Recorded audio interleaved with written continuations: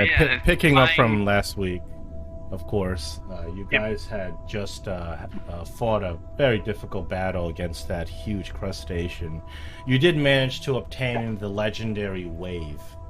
Now you have two of the three sentient weapons. And search after you do a kind of a thorough search of the area you guys have already been, you realize that there's really only one more direction to go, and that takes you way back to the beginning of the dungeon, and that is the offshoot where the dungeon splits into three parts. The offshoot to the eastern part of the dungeon. Yep. So after you guys took another long rest in the dungeon, right now you're feeling great. You're feeling refreshed, confident, ready to go. As you get to the hallway leading to the third part of the dungeon that you haven't visited yet. You realize that once the water has been drained out of the floor of this dungeon, you notice that the floor is completely covered in this toxic slime that you probably would not have been able to see if it was covered with water.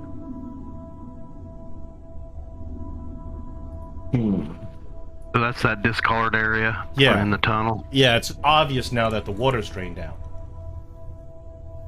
So I asked Gregor if he thinks he can burn a path through that. Sure. Burn a path through, alright. Like... Why is it still not? Alright, well, what I'll probably do is see if I can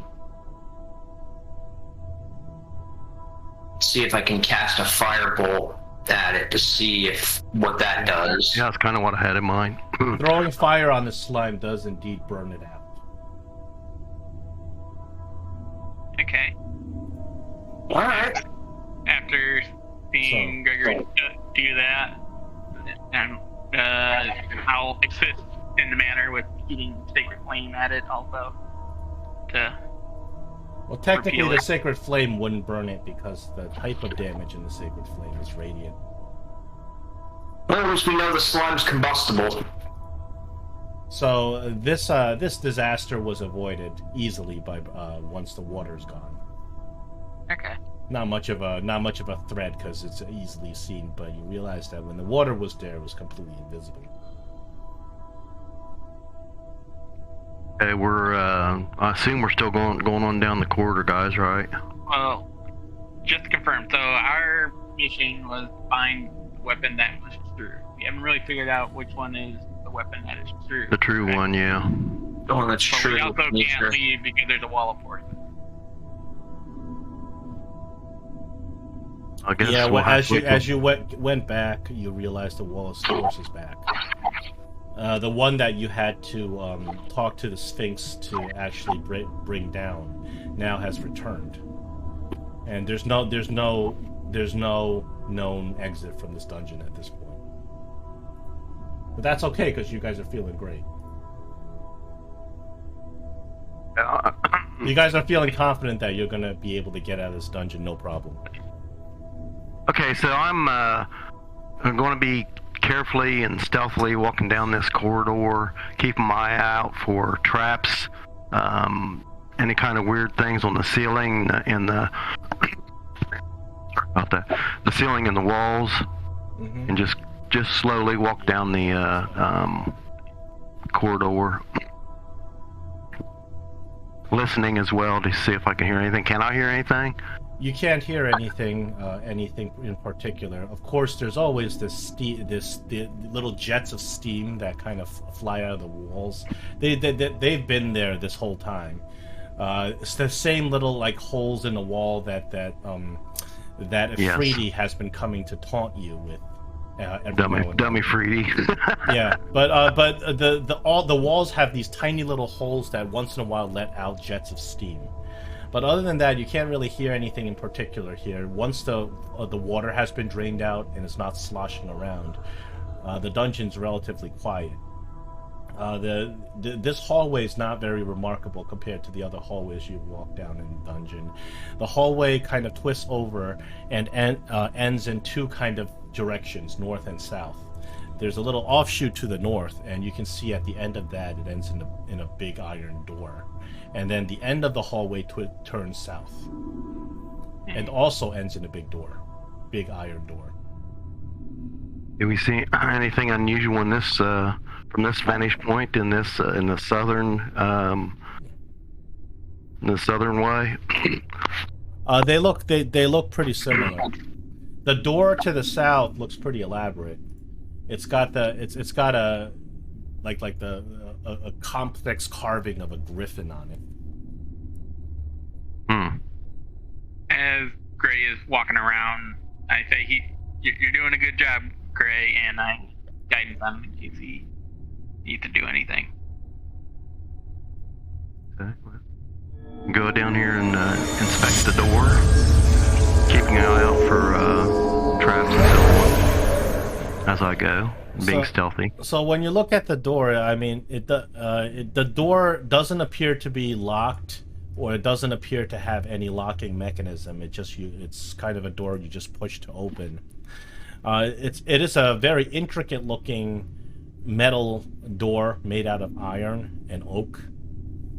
It's got an intricate carving of what looks like some sort of griffin on it, but you don't specifically recognize the whatever animal it is, some sort of animal. I'm gonna see if Gregor will come and look at the carvings and see if he can figure out anything about the carvings. Yeah, from what you can tell, there's no traps or anything that you can discern from just looking at the door. Mm-hmm. All right, I'll check it out. You look at it looks like a very generic carving, a very intricate but generic carving of a griffin. Doesn't kind of ring any bells of any iconography or emblems of gods that you know. I want to know if there's any magic in that. What? So you're casting like a detect magic or something? Yeah, if we have 10 minutes. Actually, wait a minute. No, I'm going to use my free ritual to cast detect magic. Your detect magic gives you no indication of magic. Okay. So there's no magic there. All right. So now, did you say there was a door handle, or? There's no door handle. It appears that the door opens by pushing in. Oh, so no keyhole or anything else like? No, Can I'll just push on it a little bit to see if it's, I guess, unlocked. The door is it's very heavy, so with a little bit of effort, you are able to kind of push the door open, and you take a look inside, just slightly pushing the door open. And it is a cubicle room. And you look around, it's an empty cubicle room. However, strangely, in the room, from the ceiling, there appears to be several silver glass spheres. Each of the spheres are about 2 feet in diameter. The spheres are all different, have different color tinges in them, but they're opaque, so you can't see what's inside these glass spheres. And they are suspended from the ceiling on wires. Okay, do you want to go and check out the other door before we walk into this room and explore it, guys, or what do you think? Or just since we're here, you want to just go on in, or? I think checking it out wouldn't hurt. No, he did detect magic. That has a range, doesn't it? Should he be able to? Yeah, 30 feet. So does he see any magic in these spheres or anything else in the room? The spheres appear to the room, the spheres, and the door appear to emanate no magic with your detect magic spell. Well, that's interesting. Yep, and it's concentration up to 10 minutes. So, the cape that we picked up, the tattered cape or whatever the heck it was, yeah. It had a 10-foot pole in it. I'd like to take one of the 10-foot pole and kind of touch one of the spheres, the one right by the door? You poke the sphere and it just kind of swings back and forth like a Christmas ornament. Is it solid or what? The sphere itself is solid. It is a glass sphere with, it's glass, and the glass itself is slightly silvery in sheen. Each of the spheres has a little bit of a different hue. Would our wizard know anything about these at all? That's a good question. Would Gregory know anything about these spheres? They're just hanging from the ceiling from a cable? When you look at these spheres, first off, your detect magic doesn't really detect anything magical going on inside the spheres. As you kind of examine them, they look intricately. They look very intricately arranged, perfectly centered on each of the squares inside this little chamber, hanging there completely still. The purpose of the spheres is not clear right now.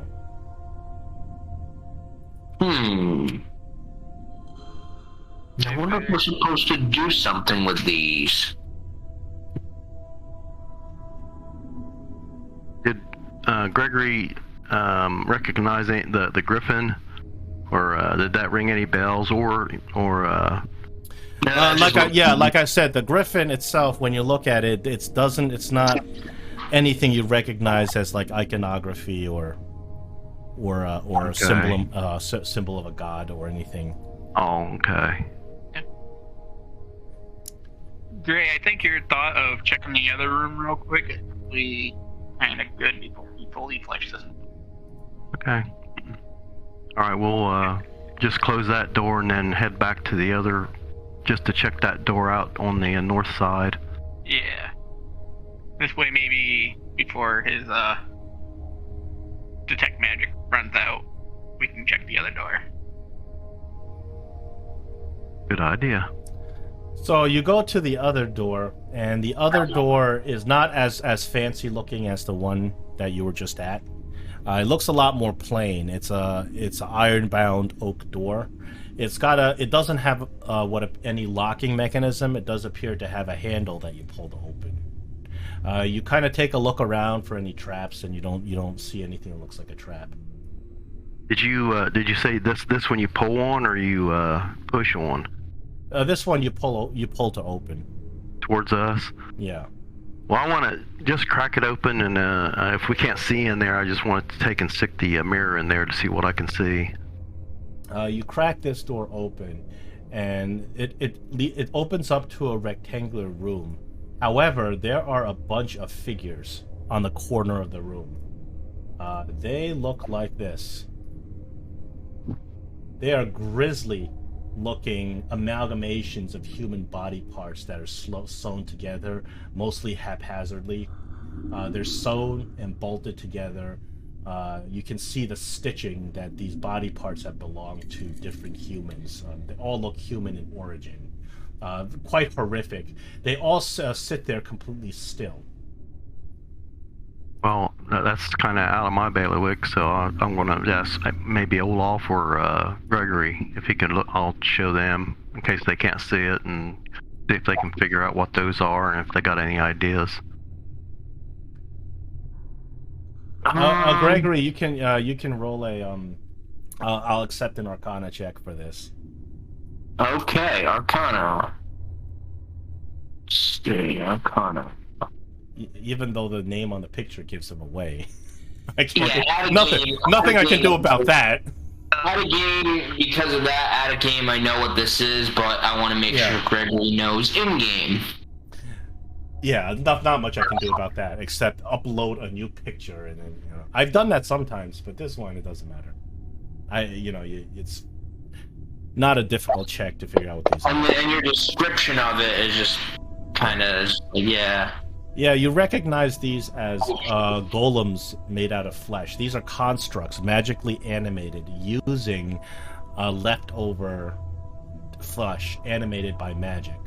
Right now, they appear to be inert.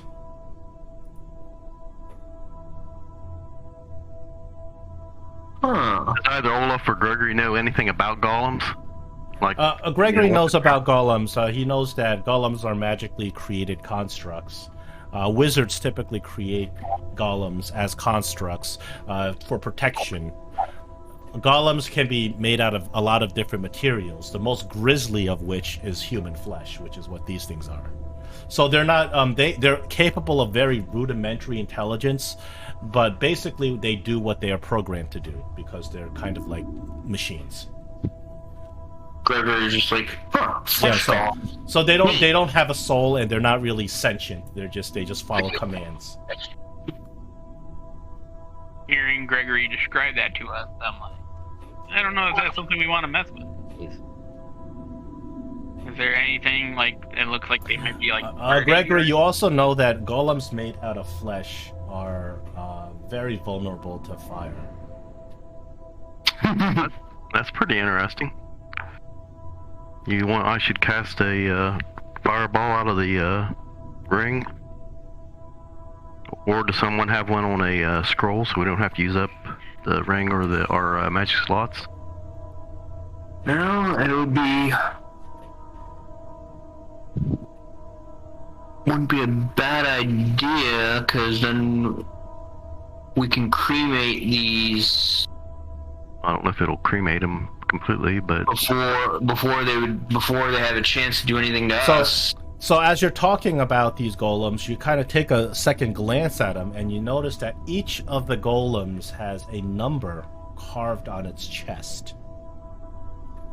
Oh, interesting. So the numbers there are 5 golems, and the numbers are the following: 5, 7, 9, 11, and 13. I'll write them down so you...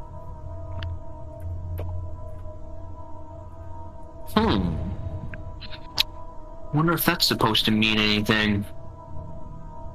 You assume, I mean, if they're numbered, it might just be that these are just the ones numbered from the lot of the creation, or they might mean something.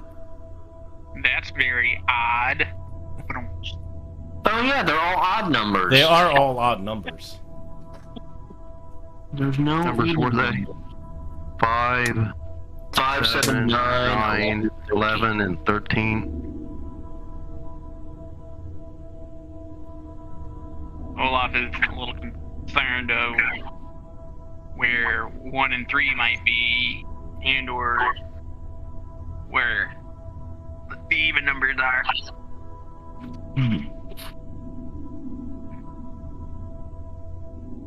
I mean, I don't know if we would need to go guns blazing on these things quite yet, guys. Oh, we're gonna have to do something. Either go back to the other room and see what evil that has ready for us, or try these guys. The numbers, though. Taking a peek, do we see anything else in there?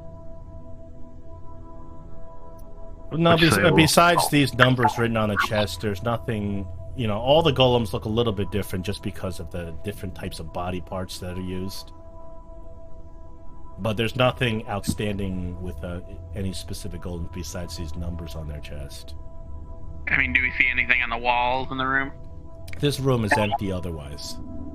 Okay. There is a door on the other side of the room. Similar to the door you're opening into this room.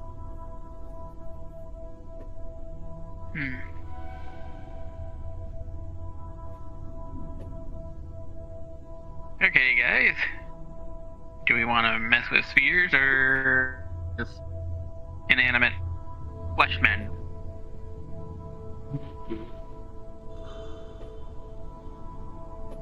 Well, I think either way. I mean, what if we open this door the rest of the way and see if that causes them to do anything? Okay. I don't know how good of an idea that could be, because there's 5 of them and only 3 of us, and just fighting one flesh golem can be a challenge.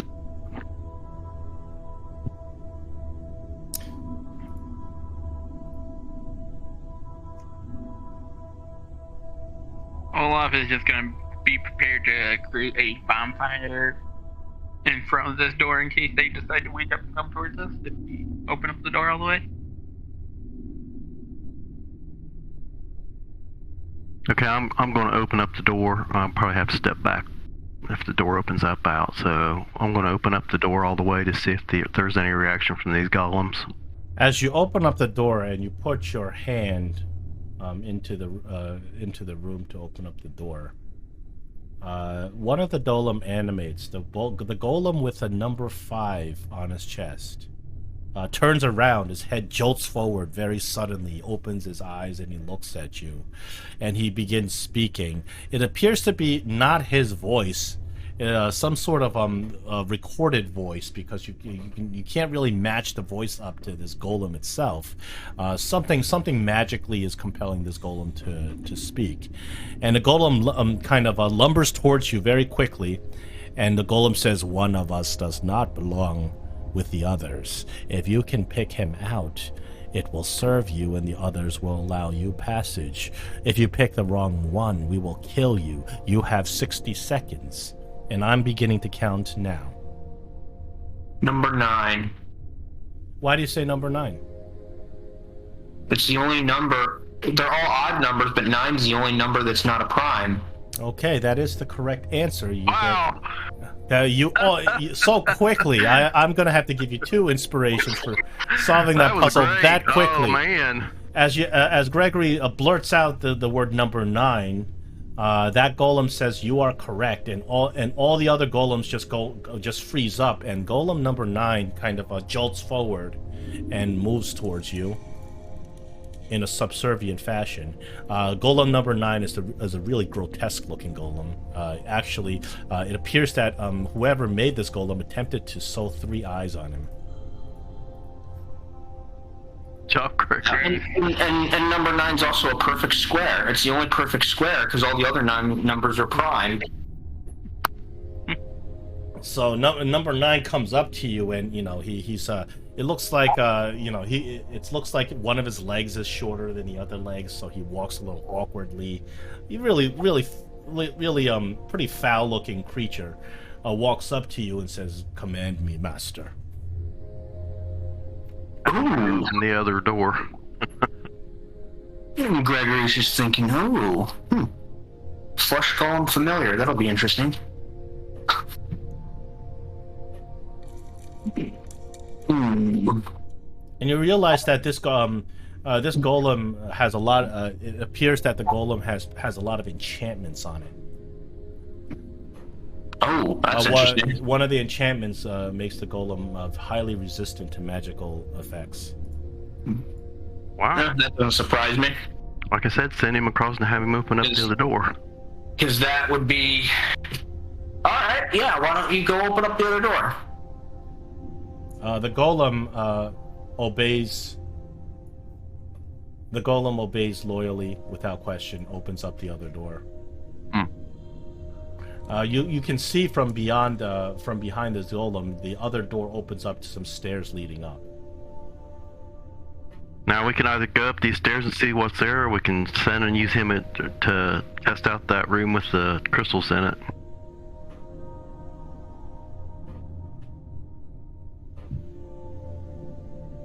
I got a feeling this is the direction towards the Elminster's gem do anything? Elminster's gem's not doing anything right now. That thing's about worthless. Just like Elminster. Yeah, so the only time Elminster's gem actually kind of reacted while in this dungeon was when you guys had gone over to remember that terraced aquarium. Yeah. That's the only time it actually reacted. Otherwise, it hasn't done anything. I think it was just nudging us in the right direction to find Black Razor, just to get us started. Yep. I think it's good at starting things, but not good at finishing things. Yeah, Elminster's help is unfortunately cryptic at best, otherwise useless. Okay. So the question is, do we want to go up the stairs or go Suppose we check could- out the crystal balls? I suppose we could head up the stairs and see what we see up there at the top of the stairs. I think that sounds like a good plan. Now I'm just going to... You still have your ready action with the fire. Both of you should have a ready action. I'll have a ready action with my scimitar because I'm going to step into the room. The other golems don't do anything. All right. They appear to be completely inert. So the way golems work is whoever creates the golem sets a certain type of programming. And unless you are the person who created the golem, you can't really change whatever they're programmed to do. It depends on the person who created the golem, the wizard or magic user. So so you don't however they act, they're pretty much objects that just follow programming, despite how it looks. It looks like some sort of undead creature, but it's not really undead. Okay. It's a construct made out of flesh. Wait a minute, what's the difference between a flesh golem and... Oh, no, there's a difference between a flesh golem and a zombie. A zombie is just a single corpse. Well, a main difference is a zombie is animated. A zombie is animated through... They took a bunch of parts of different bodies and put it all together. A zombie also has some sort of... They have instincts, so... Yeah, they have some sort of a dark magic that is keeping like part of its soul or original existence. Flesh golem has absolutely no soul. It's just body parts held together by sinews of magic. Right, Gregor, I guess you can tell the golem to head on up the stairs. Yeah, why don't you head on up the stairs? So the we golem obeys faithfully and heads up the stairs. I think we want to affect the thing going forward, not necessarily just send the golem straight ahead. Not what you're going to report what's around the corner. Yeah. Well, you could send your bat out. Well, it looks like... I can't. I ran out of material to thump. Well, I guess one adventuring party's demise is another adventuring party's tool. Well, anyway, what was you saying, Olaf? I got to turn you up a little bit, so there you go. Sorry about that. I can't summon my bat right now. And you were saying about the golem. What was you saying about the golem? I'm saying that we should be peeking around the corner. Right, that's what I do. That's why I told him the top of the stairs. You get to the top of the stairs, and it appears to be some sort of turnstile, sort of like in the subways.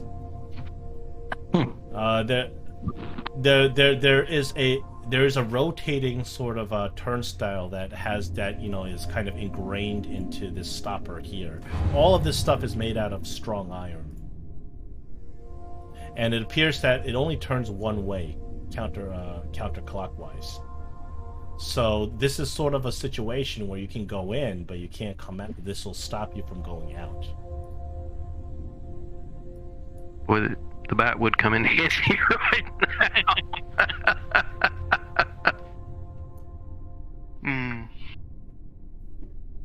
now.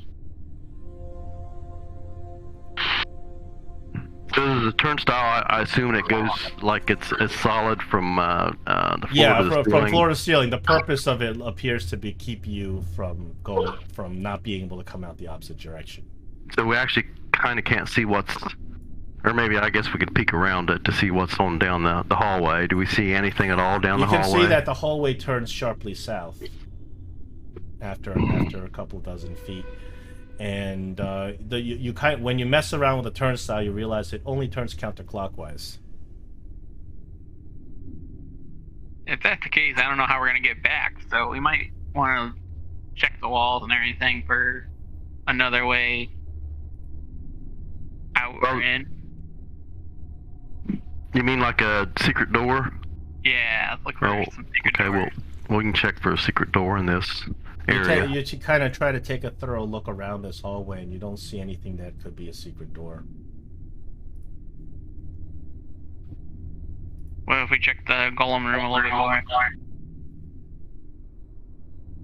more? There's nothing in the golem room that appears to be a secret door.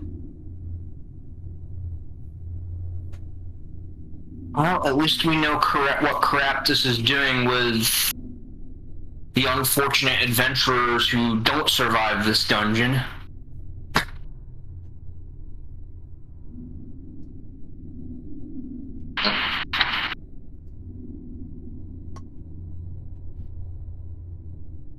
Well, we can send the Gregory's friend in there, just to have him stop on the other side of the turnstile, and can we see what he sees, or you can't see what he sees? Well, that kind of stuff. You don't have like a psychic connection with him. Oh, so he's not necessarily a familiar. No. He's just no. He'll follow your commands. Can you send your spell book? Actually, yes, I could do that. Because then you could, like... Now, is it like a turnstile, or is it a revolving door? It's sort of both.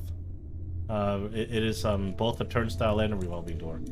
So I can see the other side from this side. But you can't physically move through it without going through it.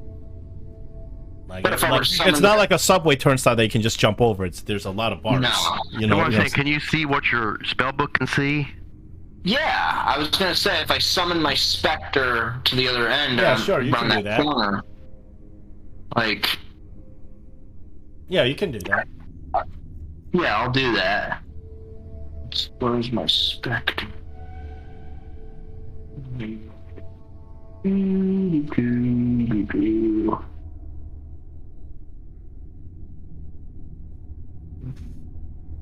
I'm gonna grab the... I think it might be in the combat section, maybe? It's in your action section. You have a... Yeah, that's what I'm browsing through right now. So what do we got here? Spectral Spellbook Manifest. How's there a dice there? I'm supposed to have a... Oh, you have to expand it like that.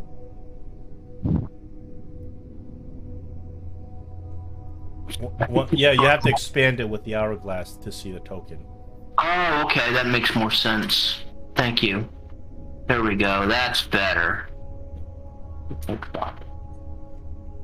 Oh, but then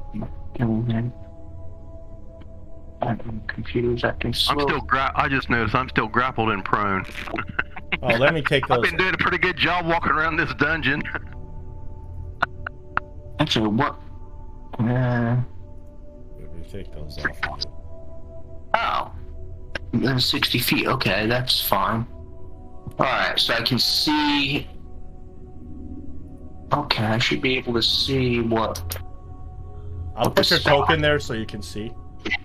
Okay. There you go. So you can see that the hallway just ends in another door to the south, a smaller door. The door itself looks kind of pretty plain. It's an oak, iron-bound oak door. Does not have a discernible lock, and opens forward with a pull chain. Oh, one of those.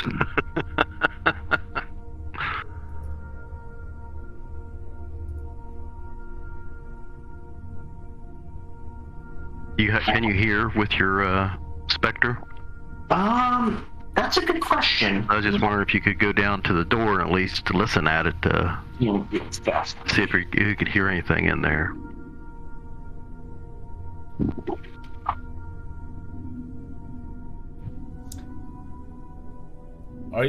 Are you able to hear through your specter?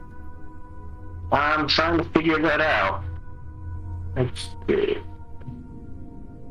Troublemaker. I can counter-enforce the mind of my witching spellbook with bonus action while the book is on my person. I can cause the mind to manifest as a tiny spectral object hovering in an unoccupied space of my choice within 60 feet. A spectral mind is intangible, doesn't occupy space, and it sheds dim light in a 10-foot radius. It looks like a ghostly tome, a cascade of text, or a scholar from the past of my choice. While manifested, the spectral mind can hear and see, and it has dark vision with a range of 60 feet. Oh, sure. Okay, that's good. So you hear some bubbling. Oh, I actually have a soundtrack for this guy. You hear some bubbling on the other side of the door, towards where the door is.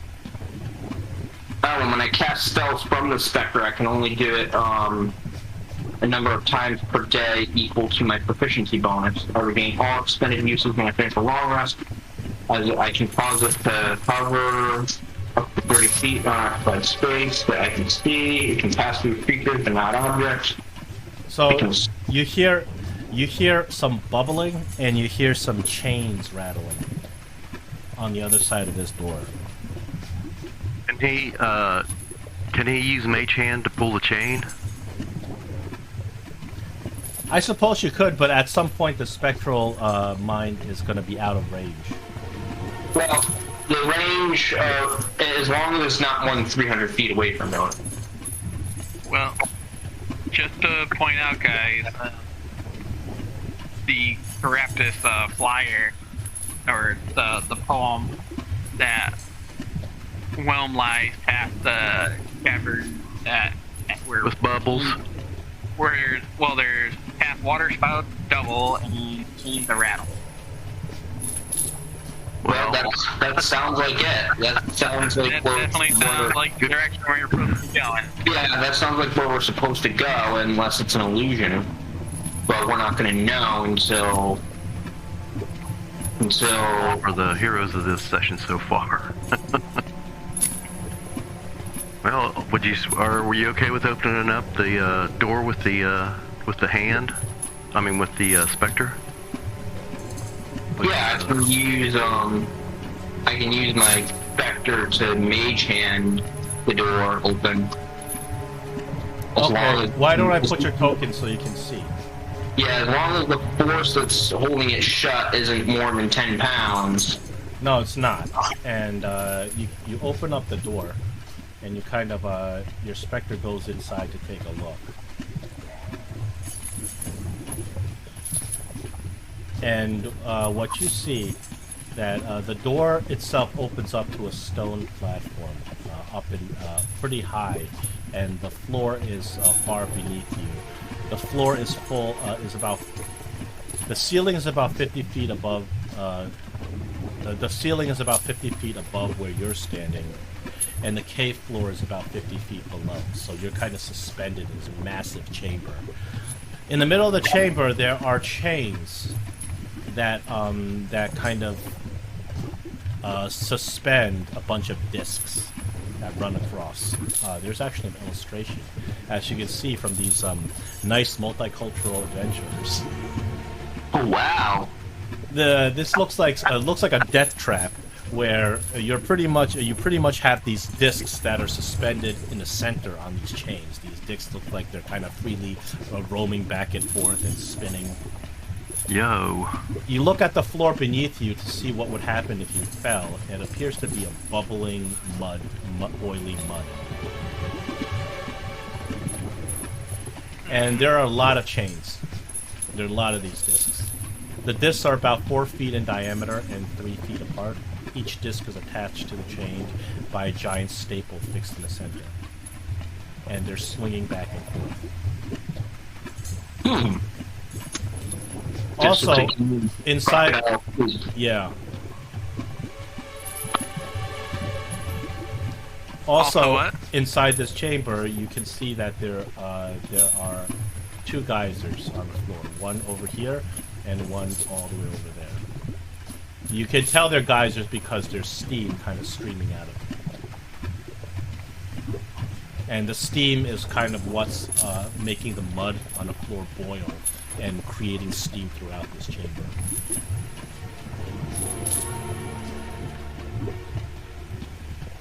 So, an absolute death trap. That's gonna take some thinking.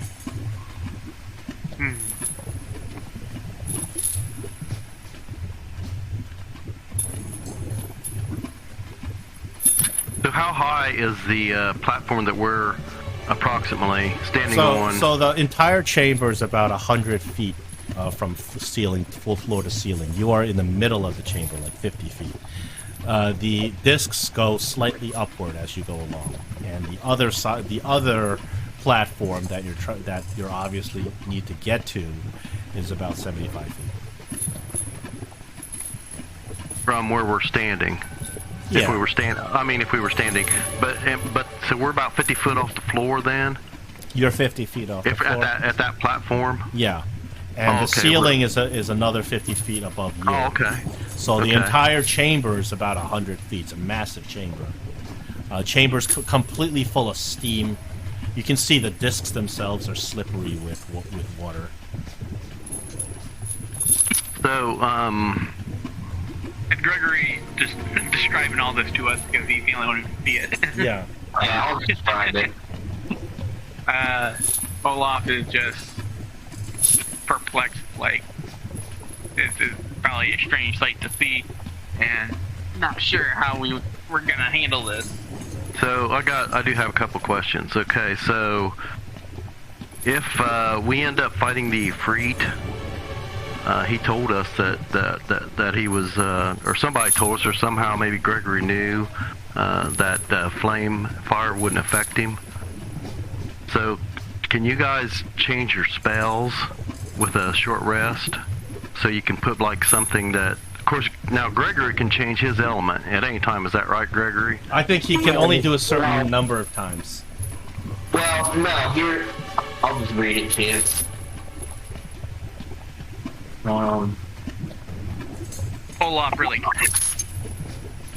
Olaf can only change one spell. Okay, you can okay. I can use my spellbook as a focus. When I cast or bring a spell with a spell slot, I can temporarily replace its damage type with a type that appears in another spell in my spellbook, which magically alters the spell's formula for this effect. And only the latter spell must be of the same level as the spell slot I expect. So, for example, if I cast Fireball and I want to replace the damage with, say, lightning damage, if I have a lightning bolt, sure, I can... Actually, I wonder if I have to have the other spell prepared. I wouldn't think so, because that would almost be a worthless thing if you had to have something of every element prepared in order to be able to use that. Oh, as long as it's in my spellbook. Okay.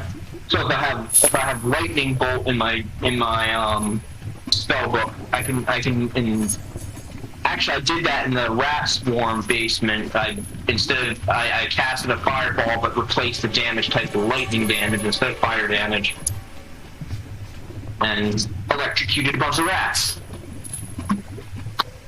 Yeah, I remember that.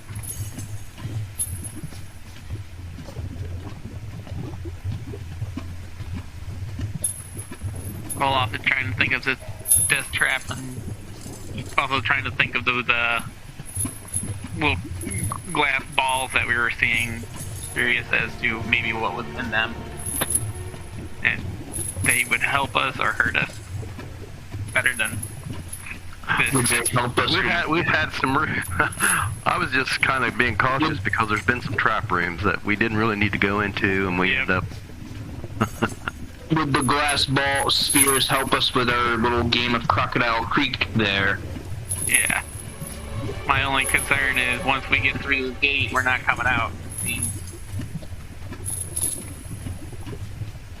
Well, if we get the weapon, hopefully we'll be able to use Saloon to get us back to where we originally started. I got another question. We can have 5 scrolls of spider climbing between Olaf and Gregory. Gregory tells you he would know that spider climbing won't work in this room because of the slickness of the everything in the room because of the steam. Spider climb doesn't work when there is a slick surface.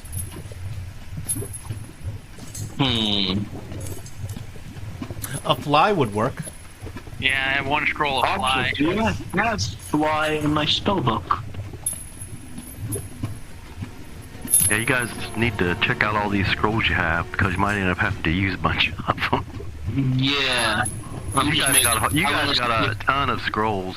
I'm gonna see if I have them in my book before I look at the scrolls. If I have it in my book, then I won't need to burn a scroll. To do what? To cast a spell.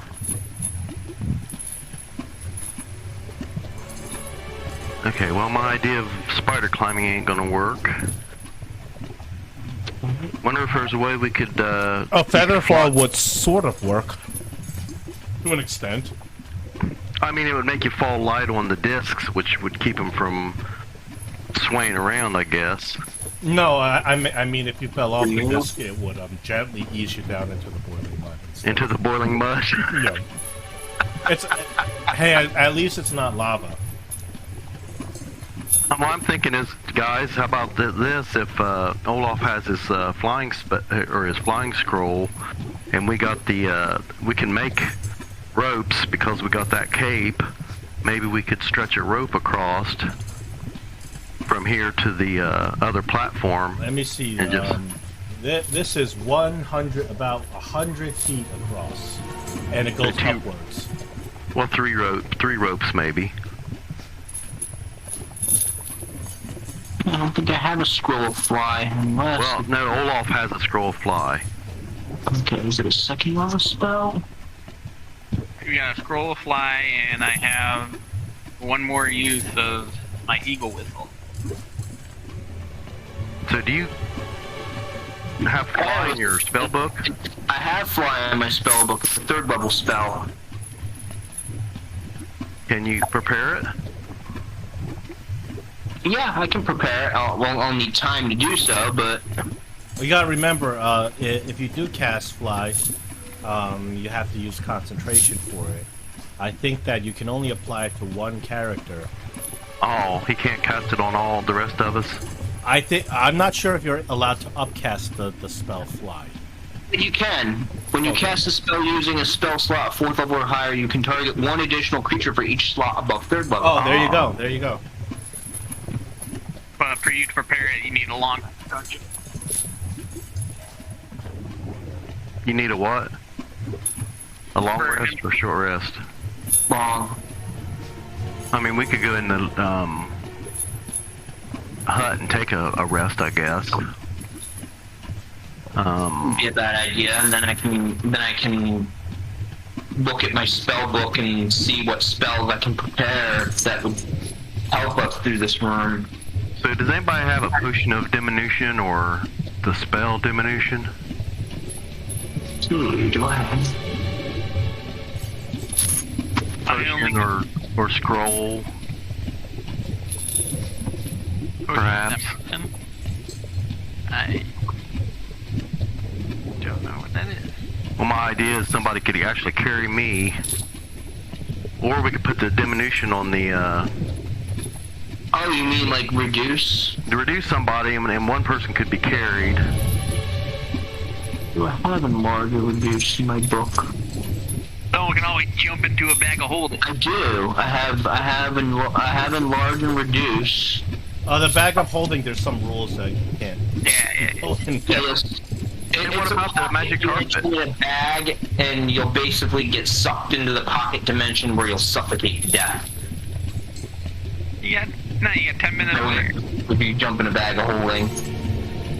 And you can't put a bag of holding in a bag of holding because that'll rip So holes as in you guys are discussing what to do about this this puzzle, one of the geysers explodes, and a huge burst of steam completely fills the room and obstructs what you can see, and the chains start flopping back and forth for a few seconds. So you realize that these geysers every now and then will explode. After a couple of seconds, like 20 seconds after that, things die down and it returns to how it was. Okay, so I guess I have to look into how these geysers are working and when they go off and when the time out with that. So you guys have been sitting there discussing this long enough where the geysers have exploded several times. Both of them have exploded several times. You realize that the geyser that's closer to you, the one to the north, that one kind of goes off every 5 minutes. The geyser to the south, the one that's farther away near the other end, goes off quicker, every about 3 minutes. 5 minutes, 3 minutes? Yeah. Okay. Because you sit there, because you guys sit there, took so long to contemplate what to do. You guys know the timing of the geysers. Okay. I was gonna say This is one of those situations where your inaction has helped you out. Well, Gray, as much as I want to say that we let Gregory try to prepare a fly spell, I think we're pressing our luck being in the dungeon for long. I think we need to try to figure this out now versus try to figure it out in another 8 hours or so. You know what I mean? Well, what ideas you got? Well, we have... Actually, is my spell book more than 300 feet away from the party? Or my specter? Your specter can travel far, because that's where you are right now. So your specter can travel... I don't recall going there. If you just put my token there so I can see. So we can see, yeah. Yeah, so... Oh, it's only 70 feet. The specter's the only one that's there, so... Okay, it's only 70 feet away. That's... Actually, the specter could go across the, over to the other platform to see what he can see there, too. Oh, yeah! Because if you're only 70 feet, you got a good bit more. Yeah, I get 230 feet left. Okay. Gregory, do you have Featherball prepared or no? Do I have that spell prepared? Let's see. Do I have Featherball? I do have that one prepared. Okay. And how does that work again? Let's pull it up. Let's see. Choose up to 5 falling creatures within range. A falling creature's rate of descent slows to 60 feet per round until the spell's end. If the creature lands before the spell ends, it takes no falling damage and can land on its feet, and the spell ends for that creature. What does it slow down to? What is the rate? So, 60 feet per Featherfall round. will ease all of you into the boiling mud, as opposed to That's what I'm falling saying. hard I'm not sure into the that boiling feather mud. spell does us any good, really. No, I would take away fall damage. Yeah, we wouldn't take fall damage. Yeah, we just because take if you fell 50 feet onto any surface, that is 5d6 bludgeoning damage. But with Featherfall, I would you don't have to take that damage. I'm not telling you how much damage landing in the boiling mud is going to be. I'm assuming you don't want to find out. Not particularly.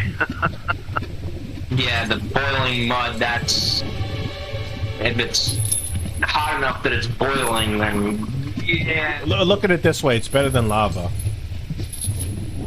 yeah, because lava is basically like... Death. Molten rock. Lava's insta death. Okay. Here is a question with regard to scrolls and upcast scrolls. I don't think you're allowed to upcast scrolls because the way I'm playing scrolls is that the scrolls are not leveled. So whatever scroll you have, it's a cast at base level. Okay. Alright. What if we use the disc? How much can the disc carry? You don't. It can carry 500 pounds, but you can't ride your own disc. I know, but I was thinking maybe... You mean, but nobody can ride it, or just you can't? I don't think it can... Let me check that out. Can you ride a Tensor's floating disc? Because I heard somebody say something like you can't ride the disc. No, The spell creates a circular horizontal plane of force 3 feet in diameter and 1 inch thick that floats 3 feet above the ground in an unoccupied space of your choice that you can see within range. The disc. yeah, it's too low level to allow you to ride it. I think it's too low level to spell. It can hold up to 500 pounds if more weight is put that, if it's 3 feet off the ground, then we're going to fall down into the mud anyway and have to figure out a way to climb up 75 feet. Because he said the other platform was about 75 feet above the mud, so basically that don't do us any good, even if we could ride on it. And the disc cannot. The disc is immobile while you're within 20 feet of it. If you move more than 20 feet, it follows you. It's a level 1 spell. They're not going to allow you to They're not going to allow you to levitate at level 1. Yeah. It can move across uneven terrain or up and down stairs, slopes, and the like. Yeah, it's not going to work. Can't cross an elevation change of 10 feet or more. For example, the disc can't move across a 10-foot deep pit, nor could it leave such a pit if it was created at the bottom. If you move more than 100 feet away from the disc, if it can't move around. Yeah, that's the idea. Actually, it doesn't say you can't ride the disc. It just says it won't move.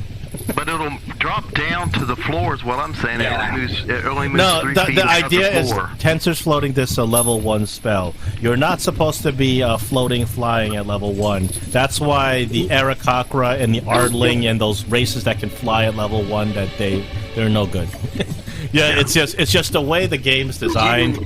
You're just really not supposed to be flying at low levels. I was gonna say, like one person could probably ride the disc, but I just can't ride the disc. Well, it don't matter. We can't use it anyway. So. Yeah, because of the nature of this room, we can't use a tensor floating disc isn't gonna work there. Okay, again, we go back to my idea of Olaf flying, taking rope. We secure two or three ropes together. And as he flies past the chains, he secures the ropes into the chains so that it don't, droop. And then he does that. You don't have to do it on every chain, but then he does that all the way over to the other platform, and then secures it over there. And then the rest of us can hand by hand. I don't know can we tell how what the effect of the geysers are? I mean, how far out of a radius, let's say, how far you'd have to get away from it when you only have minimal. You realize that when the geyser explodes, it puts steam in the whole room. Hot steam. However, closer to the geyser is worse. So you think that anything that is like right next to the geyser, it gets directly blasted with steam, and the disc itself just flops all over the place. Anything that's like, maybe like 2 or 3 or 4 discs away still gets blasted by the steam, but the disc itself is not flopping all over the place. So if you're in this room when the geyser goes off, you're gonna get hit by hot steam no matter by what. some kind. Okay. But if you're like anywhere from like 3 to 4 discs away from the geyser, the disc itself is not flopping all over the place, but you're still gonna get smacked in the face with hot steam. Question is, how far do you have to be away from the geyser when they go off to not take heat damage from the steam? He said you're going to take damage wherever you're at, but it's just going to be more if you're closer to the if you're closer to the geyser. If you're in this chamber, you're gonna be you're gonna get hit by the hot steam. Okay, we got 3 potions of fire resistance. Oh, okay, that's very helpful. Mm-hmm. You do surmise that the type of damage from boiling hot steam is fire damage, even though it's not technically a fire in itself. Well, I mean, I was assuming that, but it's damage from molecules moving at such a fast speed that it does count as it counts as fire damage, and therefore body to handle. Yeah, the fire resistance does apply to this kind of damage. Oh, we have 3 potions of fire resistance? Well, it says in our inventory sheet. Oh, that's perfect. 1 for each of us. Well, except for the golem. Oh, for the flesh golem, but flesh golems are vulnerable, are not resistant to fire damage. unless this one's enchanted. Probably a potion wouldn't work on the golem anyway. I mean, I don't know. I'm not a magician or anything like that. No, it's a construct. So it's basically an inanimate object. So can we put it in the bag of holding? No, you We can't. could, I'm not as long as it weighs less than 500 pounds. But I think it's considered a creature. I don't think you're allowed to put creatures in the bag of holding, even though it might not state it. It's typically not allowed. Well, if you say it's not allowed, then it's probably not allowed. Theoretically, it's not a living creature; it's a construct. But yeah. Yeah, when it's considered a creature, it's I don't think it's bag of holding will let you put it in there. Now, is this construct very dexterous? You don't think so? It actually appears very, very kind of like stiff, like Frankenstein. The construct looks like he's very strong, like he can pack a wallop with a punch, but it doesn't look like it's kind of can be dodging and weaving. You notice that one of its legs is actually shorter than the other leg. It looks like it's very awkward. Can the construct be healed? It was probably one of Keraptis' kooky experiment. Like, ooh, let's see if I can take a body and I'll take a leg of a hobbit and a leg of a humanoid or a human leg and a hobbit leg and put them on the same body and see how that looks. This construct actually can be healed. You realize that it takes electrical, just like Frankenstein, the construct is powered by electrical energy. Okay. Like if you give it more electricity, it will actually heal from that. In addition to being able to heal it from heal spells. Okay. Because it is made out of flesh. Okay. So I have 50 feet of rope. How much? Well, we got that cloak, which gives us a rope, and plus I got a rope, so we got at least 3 ropes. Oh yeah, my robe of useful items, right? Yeah. Okay. Alright. Probably I can. So actually, it would probably be best if you use your whistle, fly across. If Gregory would use the scroll, and then do the tying up of the rope. And then I would take, and you guys could take all 3 of us take the potions of fire resistance, and then we fly across and you order the golem to go ahead and we do the rope thing, have him climb across using the rope, and if he makes it, then we can try to figure out a way to heal him. You realize that the rope will just be one straight rope from one end to the other. Not necessarily even lining up to these discs. So you kind of question how much it would actually help. Well, I was going to actually tie the rope into the chains above the discs as we go along. Oh, okay. Knot it so that it followed the path of the disc. All right. Yes, you can do that. You can absolutely do that, but you have to realize that whoever's doing something like that is going to spend quite a number of minutes inside this chamber circling around each of these discs. Now he don't have to put a knot on every disc, just enough to make it follow the path. Every 3 discs, every 2 discs, I don't know. Yeah, no, you can absolutely do that. That will put a rope in between every single discs, every single chain. But in order to do that, you'd be flying around the chains and the discs and things like that.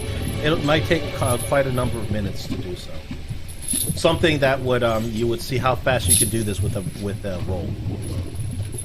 Okay.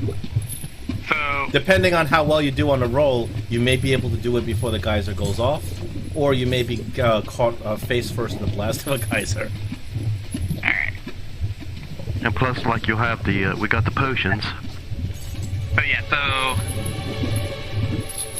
are we gonna make Gregory fly to go? We'll use the scroll to make Gregory fly. Or maybe I should send my specter across to see if Yeah, I want you to do that on the other side. Just to see, yeah, I wanted you to do that first anyway. So 100 feet of rope is going to be heavier than what your Spectre can carry. Well, I didn't mean for the Spectre to carry, just to see what was going on over there. Oh, sure, you can certainly do that. So I'm going to bring your token and the Spectre over so you can take a look. You get to the other side of the chamber, and you notice that there's another door, very similar to the door that you came through. Also kind of locked in the same way. Not locked, I'm sorry, closed in the same way. So I can make chain? Yeah. You open the door without any difficulty, and it opens up to a long hallway beyond. Let me show you. That's about all you need to see.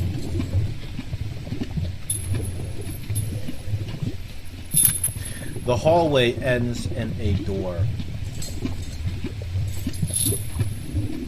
And you can see on the this door there is a carving, and the carving is of a skull.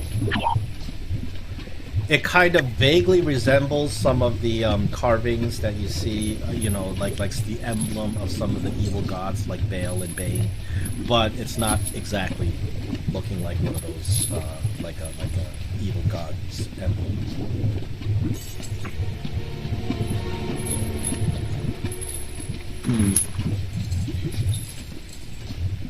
Alright. This door also has no lock, no discernible handle, and is pushed open. The question is, how far is my Spectre away from the rest of the party? Gregor, you actually have a ring of fire resistance. You're okay. You're actually okay here. Okay, if I'm at the end of that door, that's 225 feet. Yeah, yeah, you're okay with the Spectre. Alright, so that's 75 more feet left before I go too far. Okay. Olaf, you have leather armor of fire resistance. I have it in the bag of holding. Yeah, I'm looking at our stuff I'm looking to see what we have. Yeah, I think the ring and the leather armor may require attunement, so you guys got to spend an hour tuning. Yeah. Yeah, I don't say on the inventory sheet if they need attunement or anything. They just got it listed.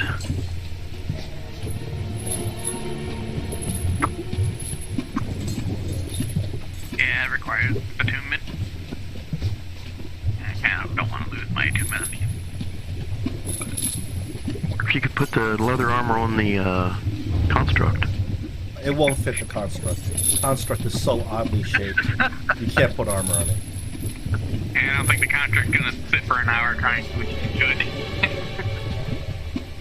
Anyway, If you tell it to, it will, I guess, if it's our servant, but I like the idea of casting fly on Gregory.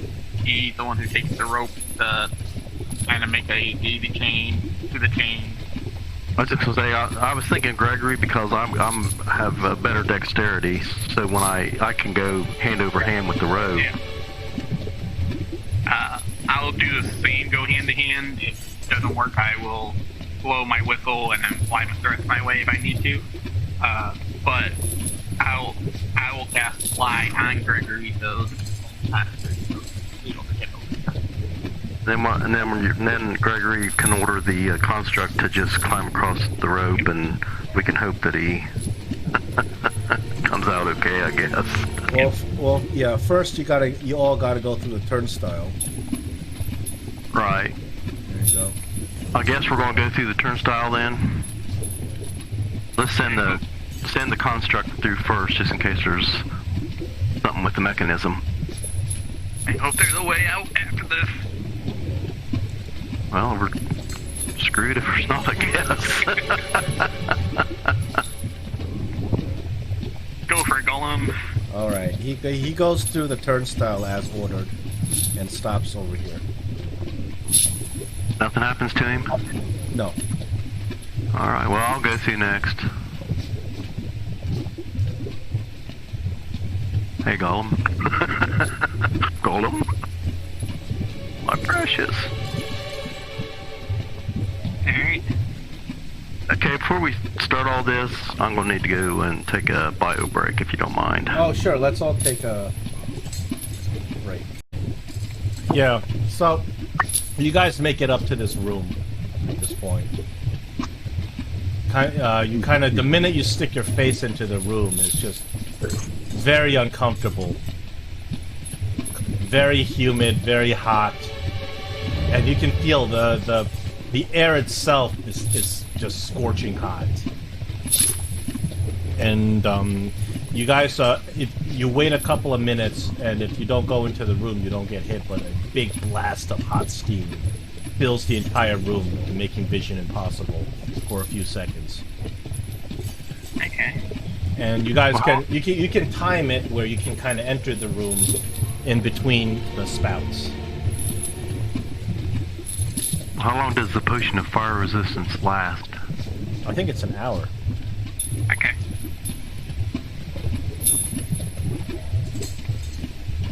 Alright, Gregory. So why don't we just put fire resistance on everybody to make things easy? Alright. Yep. I think that'll make, yeah. And whoever's got the fire resistance potions in their inventory, just go ahead and get rid of them. Yep. I'm just gonna give everybody hellish resistance. There you go.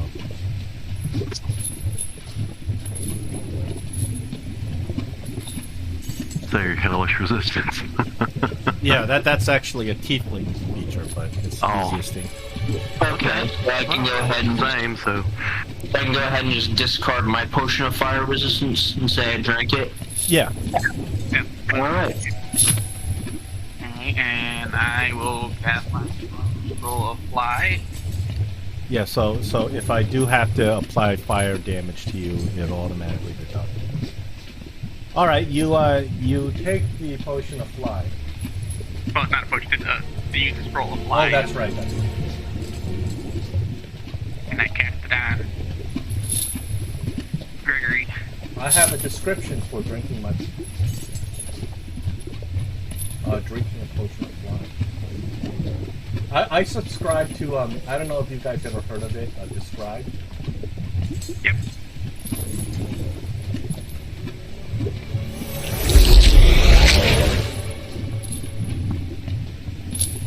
Alright, so I have fly cast on. So we give you our rope, so Alright, so how much wait until the things go off and then go. Time it. Well, he said we could time it, so. Oh, there we go. I have an interesting description. We're firing up our imaginations. The potion threatens to fly away as you uncap it. Its contents more like mist than liquid. You simultaneously inhale and slurp the contents before they can escape you. And then stim a belch, and as you do, you feel yourself getting lighter. You feel your feet rising from the ground. See, this is nice. I love this thing. Somebody gifted it to me for my birthday. Like, this is awesome. So it's like a DM resource? I'll give you a link. It's a paid service.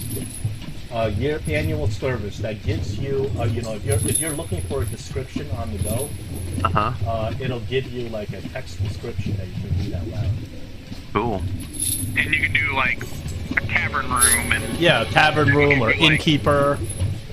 Wow, that would be. It's very helpful because everybody around the table, when you read it to them, it kind of helps because we're not, we can't all sit there and alter, a description every 5 seconds.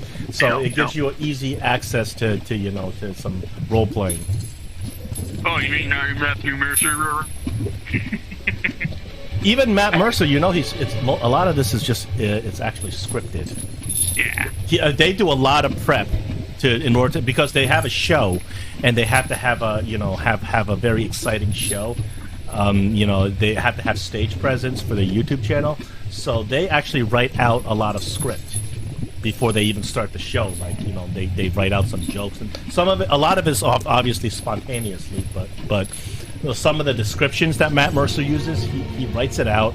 He's an actor. I mean, they're all actors, so they write it out, they rehearse it before they go to YouTube. Like that's the problem. It sets an unrealistic standard for D&D games, where most people can't play a game like they do because we don't have, we're not improv actors. Yeah. Kind of like reality shows then. Yeah, a little bit. I love their show, but I think it's too much to sit there and try to like create their game setting. Like nobody's interested in playing their game setting.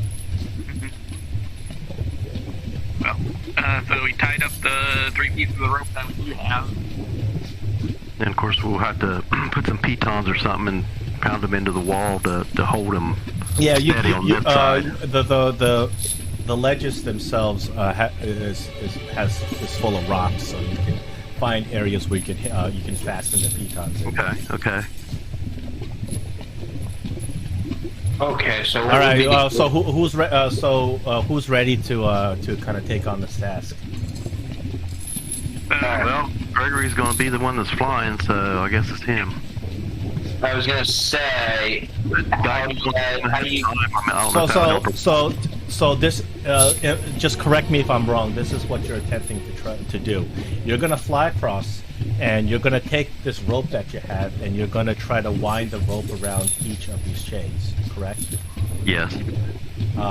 You're tying knots at certain points. You're gonna try to do this. You have to do this within 3 minutes, or else one of the guys is absolutely going to go off. Mm-hmm. So we're going to do a skill check. This is going to be a 3-part skill check. Depending on how well you do on these skill checks, you may get hit by no geysers, one geyser, or both geysers. Yeah, and when you get hit by the geyser, you might take a blast to the face or a little bit of a scoffing from the side. So if he gets guidance, will that help that roll? Yes, it'll help one of the rolls. If I'm concentrating on fly, I can't. Oh, you can't do guidance? Okay. Both concentration. Yeah. You heard about the new 5.5 rules to guidance, right? You talked a little bit about them. Yeah, they're going to make guidance once a day only for each character. So you can't spam it on every skill check. That's actually probably not a bad idea. That's fair. That's fair. It's balancing. It does balance the game because everybody uses guidance, and there's a lot of other types of cantrips that people don't use, and they want to encourage you to use other cantrips like resistance. That's a cantrip nobody uses. So Gregory also has some extra inspiration thanks to his mathematics. So sure. That'll help him. So Gregory, the first check I need you to do is a very basic acrobatics check to be able to navigate this cavern while you're flying, because it's hard to see. So let's get an acrobatics first. Okay. In the tower? Yeah, but the results are going to be fairly obvious. And do I have... Oh wait, I don't have guidance on it. Alright, so... But don't forget you have inspirations. Yeah, I would burn one of my inspirations to give myself advantage. Okay, give me that acrobatics check.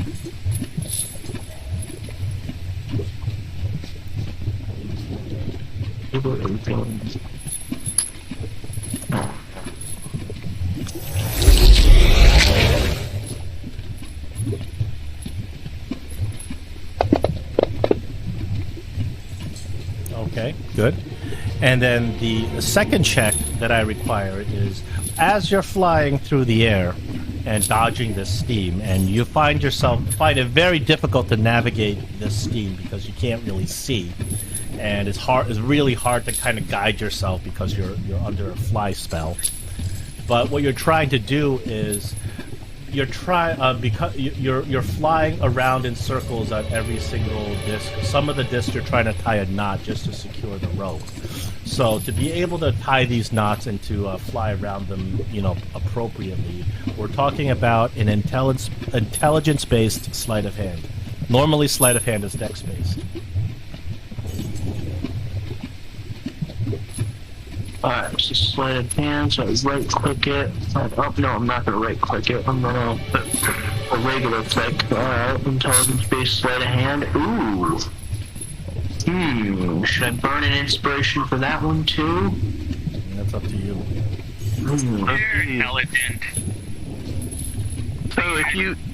Should I save my inspirations, or should I burn one to give me advantage? You're the one that... You're looking at your own intelligence, you know. Because I got a plus...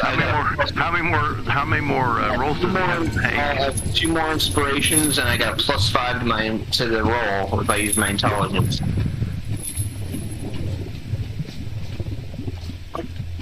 That's up to you. You do You're the one you. that's... You know what? To be safe, I'll burn an inspiration and give myself advantage. Probably not a bad idea. But Okay, let's see the second roll.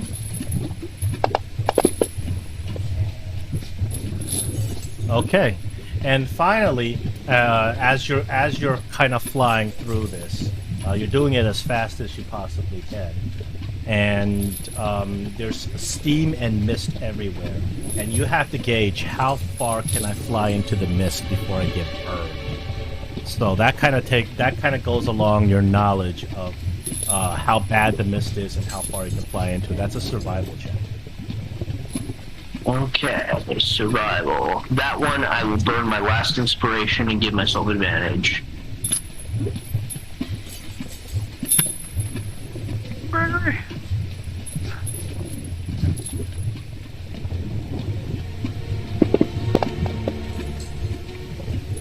Okay, finally, as you go through all of these geysers, unfortunately, you are not quick enough to do this within 3 minutes. Your skills in survival kind of misjudged how far you're supposed to be flying into these, into the mist as one of the geysers explodes right next to you. Finally, you get at least you get a saving throw. Okay. Dexterity saving throw, DC 15. So if he gets the saving throw, then he'll get... If he gets that, then he'll get half of the damage? Yeah, I'm gonna roll that for you, actually. Oh, no, you're rolling yourself. I failed it anyways. Oh, no. Okay, you're gonna get a... What?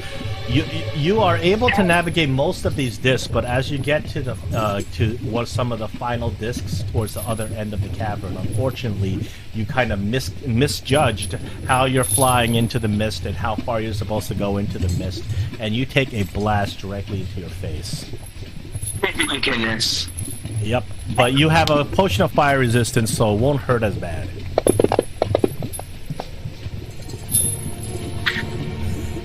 Ow. Bam! But you only take 12. Wow, so that's only a quarter damage. Alright, that's No, not too well, you failed the dex save. So you were supposed to you failed the dex save, but you have fire resistance, so you only take 12 points of damage. You managed to create a very intricate kind of weaved rope across these discs that somebody can take hold on if they're trying to climb across the disc. So although you successfully did what you're trying to do, unfortunately you still take a big smack in the face on steam and mist. There you go, you're across. And as you get to the other platform, you immediately go into the hallway just to kind of relieve yourself of all the steam. And you look down to the south, and you see that door, a very ominous looking door with a skull on it.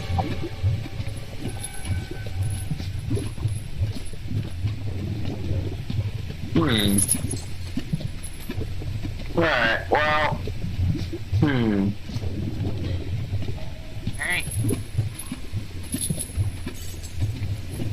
You might as well just wait there for the rest of us to come across. Yep. Instead of investigating. Alright, well, they saw me disappear into the scheme, so I should probably try You to... want to send your specter all the way down to the end of the door just to see what's there. That probably wouldn't hurt.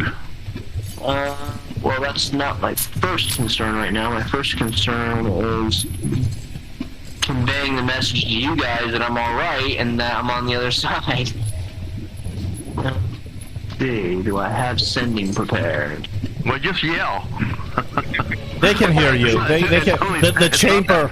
Yeah, the chamber carries your echo, so they can hear you. Oh, I don't have to burn a third level spell slot cast sending then. Alright then. I'll do that and say, I'm alright, I'm on the other side. I got hit in the face with that geyser. Thank goodness I had that potion of fire resistance, or I probably would have had, or probably would have caused a deformity in my face, but... Okay. So Olaf, you said you wanted to try climbing first before you use the whistle?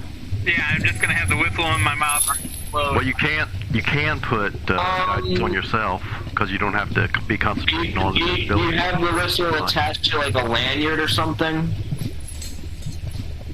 That if you accidentally drop the whistle out of your mouth, it's not gonna fall. I could try to scrape something together to do that. Sure, I don't think I ever thought of putting it on a lanyard. Just had it in my pocket type of deal. So. May have lanyard Sure, on it when you got it. You can take a piece of string or a strip of leather and tie it around yourself. That's not a problem. So it won't fall out of your hand and drop into the mud and you lose it forever. Yeah, so. It's a good call, Chris. Tie it around my neck and put the whistle in my mouth. Here we go, and I start to... So what you're trying to do is you're trying to get across every single one of these discs within 3 minutes, because that's when the disc in the north will explode. Now, Now, what you're going to do is you're going to roll a check, and that's going to determine how far you're going to be able to get before the whole room explodes. Do we get like a little rumble before it explodes? Yes, you get a little bit of warning. Alright. If I hear the warning, I'm gonna grab onto that rope and Yeah, naturally. Now, the fact that Gregory tied a rope all around here, you get advantage on this check. It's like a help action. You get advantage on the check to make it across. It's one roll to see how far you get across. The roll I will accept acrobatics or athletics. Both of them apply. Alright.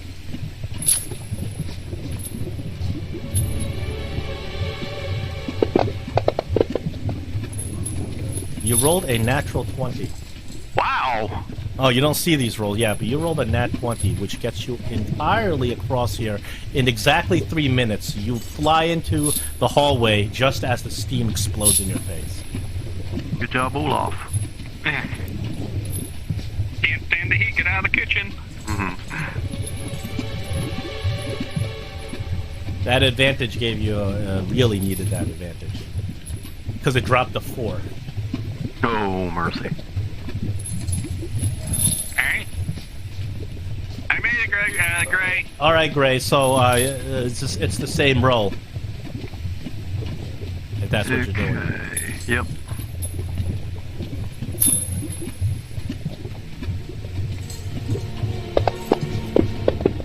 Didn't look or anything, Gregory. Oh, Gray.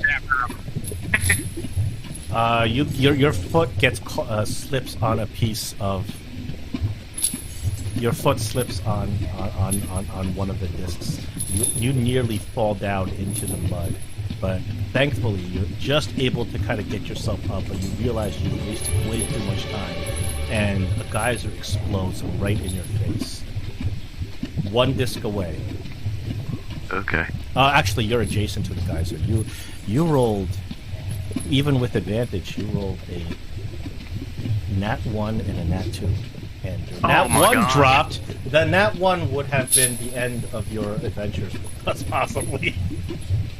Well, that's with dexterity, which I got high dexterity. No, so, but yeah, nat 1, yeah, nat 1, even with your dexterity bonus. Oh, that's fine. As long as it didn't happen, I guess. It drops. Well, something's. Unfortunately, this still happens. You are right. You are adjacent to this, to the geyser when it explodes in your face. So you're going to get the most possible damage. Luckily, you get a resistance, so you only take half of this. Not too bad. Not too bad. 15 points of damage as you get directly blasted in the face. Unfortunately, because of what you rolled, you're going to have to roll again to not get hit by the second geyser. So roll again, or Same roll as you did before. same roll? Okay. That was a very awful roll that you did, even with advantage. Well, it is what it is. The next one is much, much better. You make it across. Unfortunately, you don't make it all the way out of the room. You do get a little bit of blow by, but this is minor amount of damage as the second geyser goes off. 5 points, rounded down to 2 points of damage. Thank goodness for the potion. That potion really helped. Yes, So indeed. the three of you have made it across. Do you want are you commanding the golem to try this? Yeah. The golem Well, with Gregor, I guess Gregor, you'll have to yell at him, and Gregor, you're the one in control of him, or... Yeah, might as well. the golem has a very bad dexterity. Yeah, well... Let me see. Using athletics. He can use athletics. Yeah, he could use that's correct. athletics, because that's strength-based. That is correct. So he is pretty solid in his grip. You can even like just do like the kind of like a monkey bar thing on the rope. Well, that's what he's going to try to do. He rolls a 21, not bad at all. However, 21, he makes it all the way across, but he's going to get a little blowback damage at the very end of it. And he don't have a potion. No, you guys didn't give him a potion, so he's going to take... We didn't have any potions for him, actually, Yeah. but... He is not technically vulnerable to fire. What happens is that he takes... here, let me do his damage first.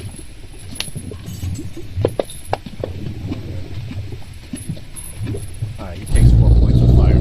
So what happens is when he gets hit by fire damage, he gets weakened.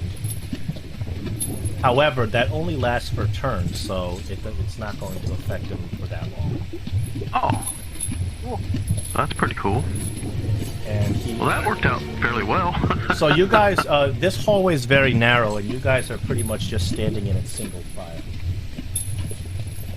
How long do you think it took us to get over? Well, it takes about 10 minutes.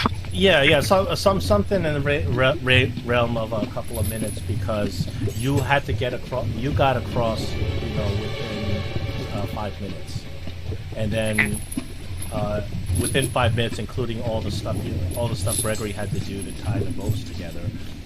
So each of you took about 5 minutes or so. Gray took longer because he slipped. No, I'm just trying to say we have a half hour left on the Yeah, sure. That I No, could, your fire resist potion is going to be fine for now. Okay. And fly lasts an hour, right? I believe so, with a maintained concentration. It might be a minute. It might be 1 minute. 10 minutes. 10 minutes. Yeah. So it's gone. Never. So don't need to worry about that. Okay. All right. So well, let's you get guys in are here. standing before this very foreboding looking door. Clearly, there's something not good behind it because there's a skull in front of it. There's not many instances where you put a skull in front of a door and what's behind it is great. So, you can take 10 minutes and do a detect magic, Gregory. Sure. The other one would have run out by now, right? Yeah, the one I cast would have ran out by now. Does detect magic go through solid objects like the door? Ooh, does it? Yeah, that's what I'm curious about. I never found out. I have played where it did, but I'm not sure if that's what the rule is or if that was Well, just what the DM allowed. I don't remember, but I just wanted to, I mean, in another game I was in, but like I said, it might just have been a DM thing. Well, that's detect undead. I know doesn't matter in terms of barriers. Mm-hmm. So it can penetrate barriers. Like detect One foot of fiends and stone. stuff. It is blocked by 1 foot of stone, 1 inch of common metal. Okay, the spell can penetrate most barriers, but it is blocked by 1 foot of stone, 1 inch of common metal, a thin sheet of lead, or 3 feet of wood or dirt. Wow. Oh, in that case, this door is a stone door. Is it a foot thick? Let's That's a pretty thick door. Let's say it is a pretty heavy door. Just like the door in front of the spheres, it's a heavy stone door. So unfortunately, the door's too thick for your detect magic to penetrate. The door itself does not appear to emanate any magical auras. I'm checking it for traps and stuff too. This door doesn't have any locking mechanism or handle that you can discern, and you can't find any traps from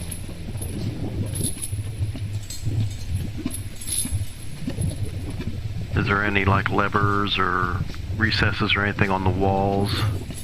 Nope. The wall, like I said, the wall actually appears to the hallway appears to narrow to the point where you're only fitting single file when you get to this door. Mm-hmm. The hallway is about 5 feet wide, so you're kind of squeezed in single file. Mm-hmm.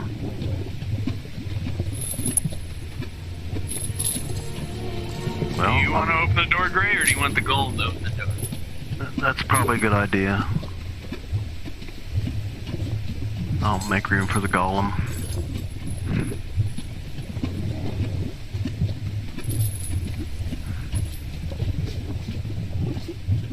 Alright, you ask the golem to come over.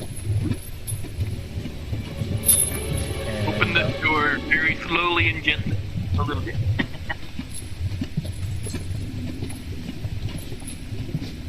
You open the door. And we roll initiative.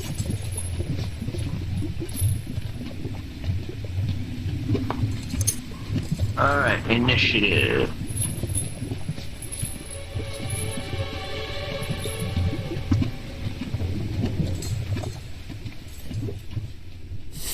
Yeah, I'm not rolling good at all. So if you guys aren't depending on me because I'm rolling crappy. You're saving them for the attacks. Ooh, Okay. I rolled really well on my initiative. We'll make the first spell count then.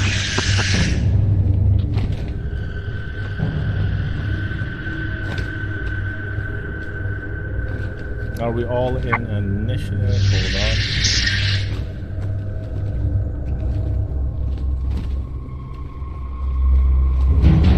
You did better than the golem at least, right? Well.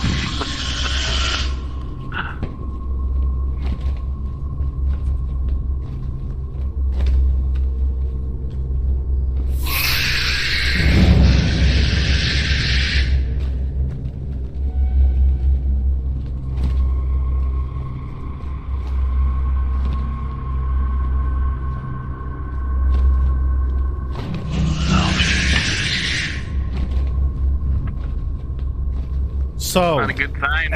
as the golem opens the door, a cloud of magical darkness pours out of the door, completely surrounding your golem friend, but just getting to the edge of where Gregory can kind of go. Now, Gregory, I understand you have a robe of eyes. However, a robe of eyes can see invisible creatures, but cannot see through magical darkness. It can see invisible creatures and ethereal planes, but not through magical darkness. I think I can see invisibility. I can see although it's magical darkness. So no, you can't see through magical darkness, but luckily you have Olaf, who has Devil's Sight, who can see magical darkness but can't see invisibility. So I have 120 feet of dark vision, but like you said, it's magical darkness. Yeah, you can't. Not magical darkness. So the only person who can see what's really going on right now is Olaf. Olaf, from where you're standing, you see there are 3 wolves apparently inside this square room.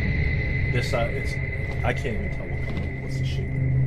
All right, so you have a square room. At the end of the room appears to be a sarcophagus. And the minute the golem opens the door, 3 wolves pounce on it. The wolves are marked by W. You can see one of the wolves, but you can see the other two on the edge of it. It's the W of the wolf. So, Gregory, you are top of the initiative. Okay, but I can't see anything there, though. Wolf. You hear some wolves or something in that room. You have no idea where it is. Okay, let's see. What They said we could see the first wolf. I have the first wolf, but only Olaf can see it because it's magical darkness. Okay, I see. You two can hear wolves yelling, but you can't see it. The golem, I'm going to check his senses. The golem cannot see the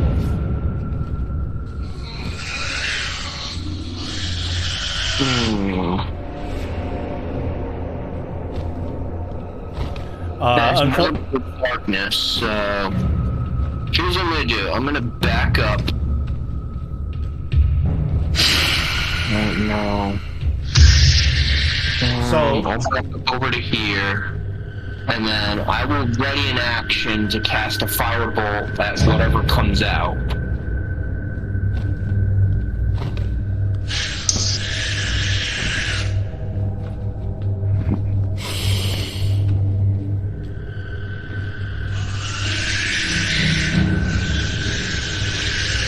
all right, that's the end of your turn? Yep, that will be the end of my turn. Okay. You don't see what's going on. However, as Gregory just moves behind you, you're kind of the most forward in line in terms of, except for the golem. And you hear a voice in your head. We are friends. Don't attack us. I'm going to roll a save for you. You get advantage on the save being an elf. On me? Yes, that's you. Oh. You get advantage you on get advantage on this save because you are an elf. Okay. But I'll roll it for you. I thought you saw it told off. Let me roll it again because you get advantage.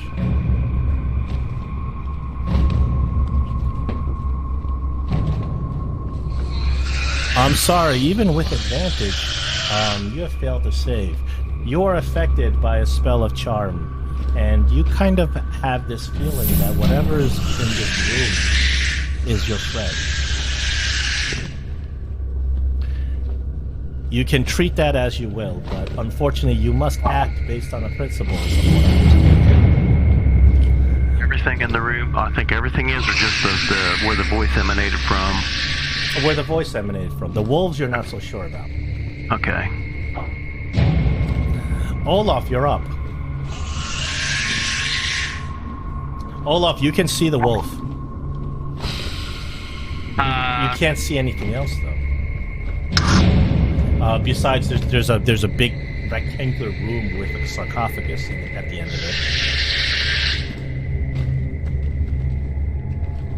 Here is a above-the-board question. Being that I kind of recognize this as a certain spell, Yes. would casting fairy fire in the area be dispelled by the darkness? Fairy fire would not be dispelled by the darkness. Because you can see magical darkness, you also know the origin of the darkness, which is the center of the room. The Devil's Sight magical darkness, that is an overpowered 5th edition feature. Way back in AD&D days, this was the end of the adventure because everyone died here.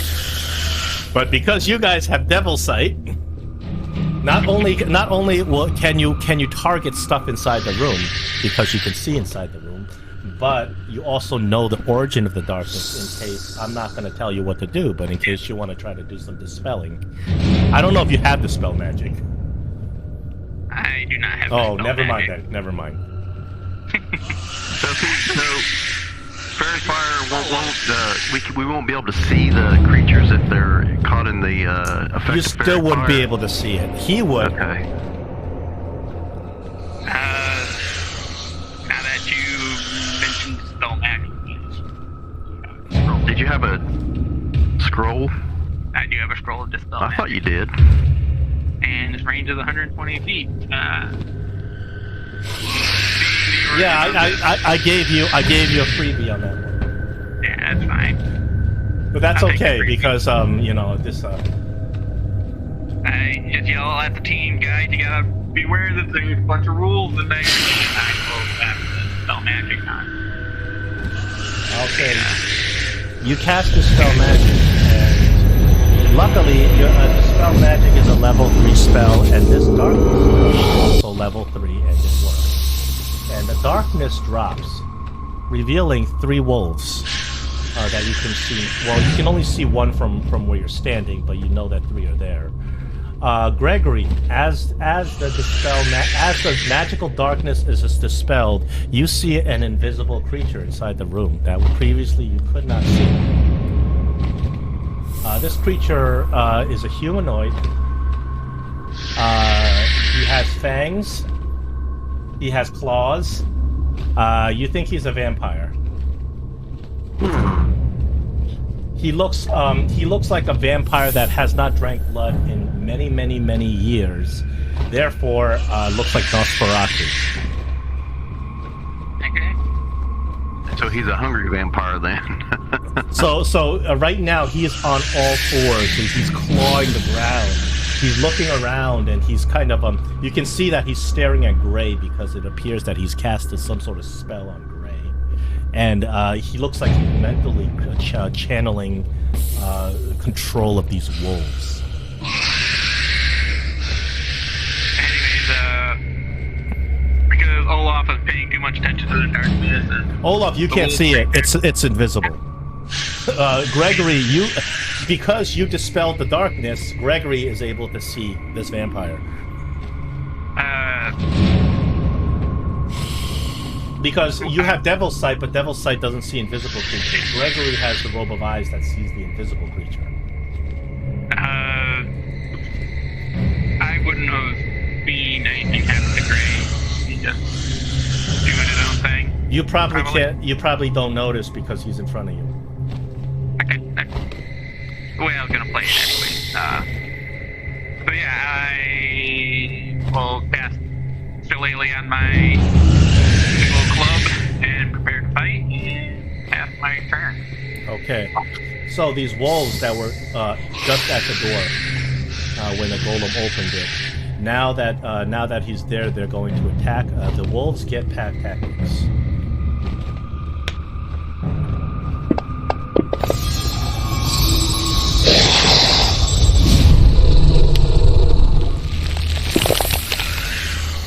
Golem takes 7 damage. Golem takes a strength save, which he succeeds.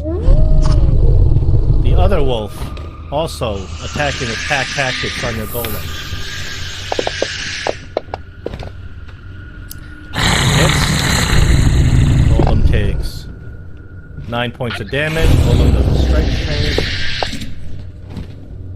Golem is very strong, so these wolves are not going to knock him prone. Although they're trying. Third wolf does an attack on the golem. Also a hit. Golem takes 5 points of damage. He does a strength save, and he maintains. Gray, your brain is really cloudy and confused, and you're kind of convinced that whatever entity is inside this room that was previously completely pitch black, you think it's a friend and it's something, it's an ally. You don't know why you're attacking. You should be attacking. You are charmed. So you may take your action, but it has to be in accordance of what I just told you.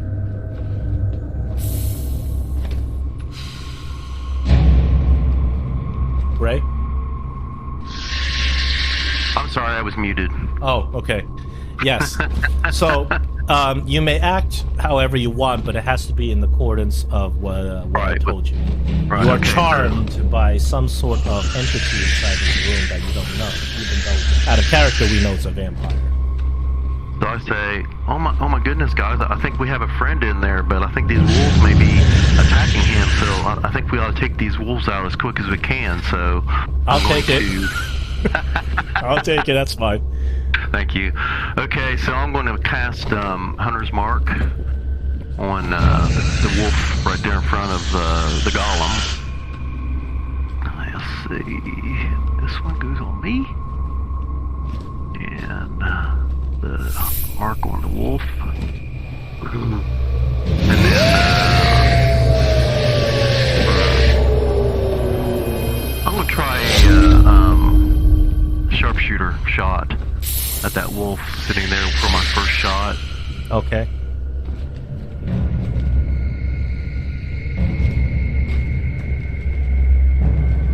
And he missed. Oh no, it is a hit. Wow. It's not hard to hit the wolf. Oh good. Man, that was good. So I gotta find my sharpshooter effect. Hunter's Mark. Or it's already on the bow, isn't it? Yeah, you have a weapon, and the weapon itself has all the exact description. Oh, good. So I get a sneak attack. That's correct, right? Yes. Because my buddy the golem is standing there, so I'll put sneak attack on. And I am also going to hit him with my swarm, which is up there, easier to find now. Swarm damage self. And here we go. Here we go.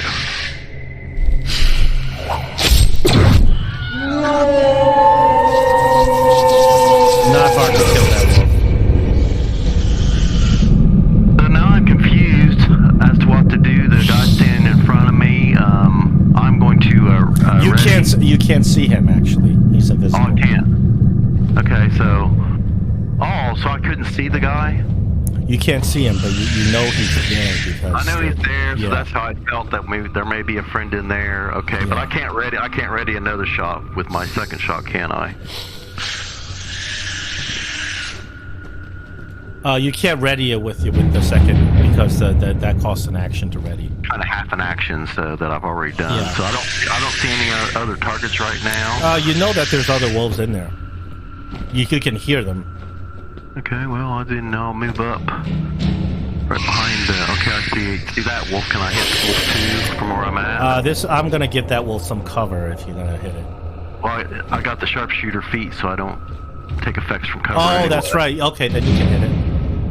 Then I'm just gonna go ahead and take a sharpshooter shot with him too. Sure. Oh. Okay. 8. It's not helping. I'm changing my dice collar, and that ain't helping either. So, I guess that's really all I can do. So, I will. I haven't used a. Yeah, I have. Okay, so I'll pass my turn then. All right. It is your golem friend's turn, and it's time for the golem to show you what it can do. It's gonna just punch these wolves. However, it's got a multi-attack. It makes 2 punches, 1 on each wolf.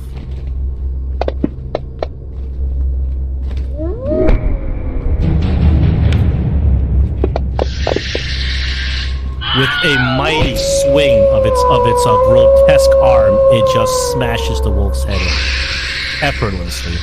And it makes a second attack on the wolf,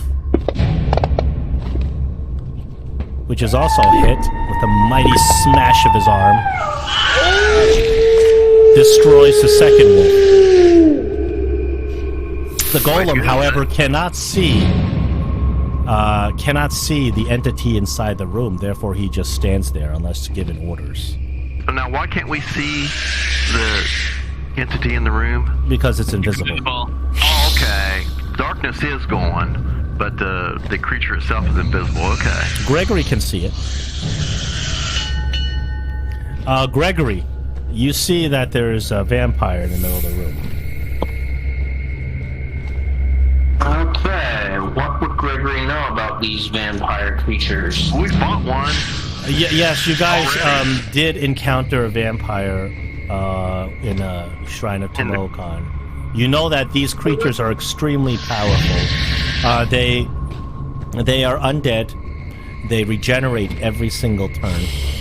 They cannot be truly destroyed except with a stake through their heart inside their coffin.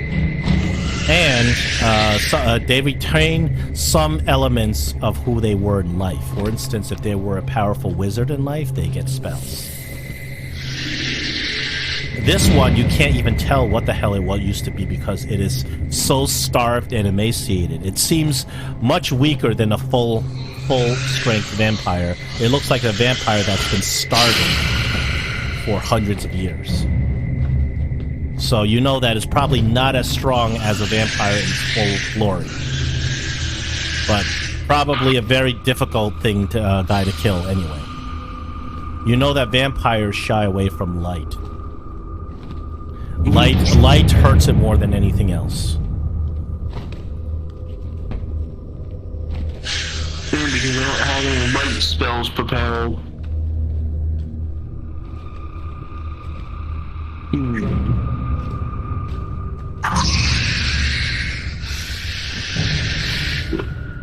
Gregory mumbling this is Olaf. You know what I'm gonna do? I'm gonna first, I'll target the creature, and then I'm gonna, what's the range for that spell? Let's see. What's the range? 120 feet, perfect. I'm gonna cast Magic Missile on him.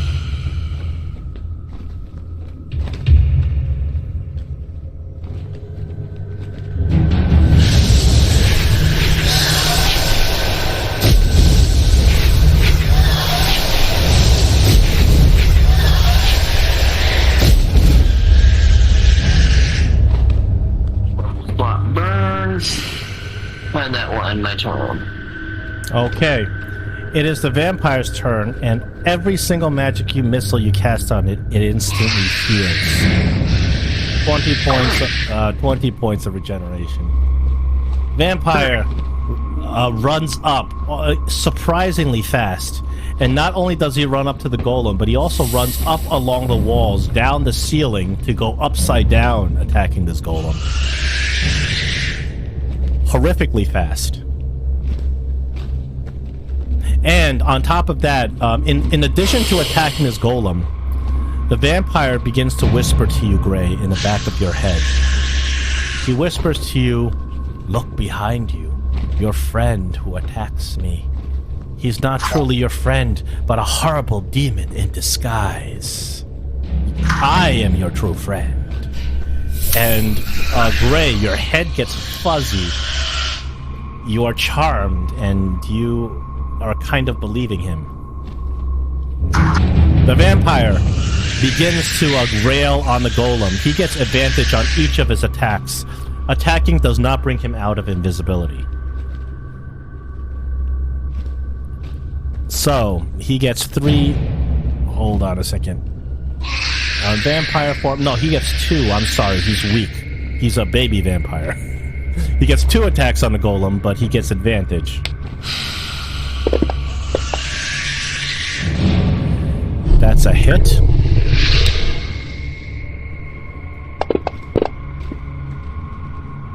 $21 points of damage.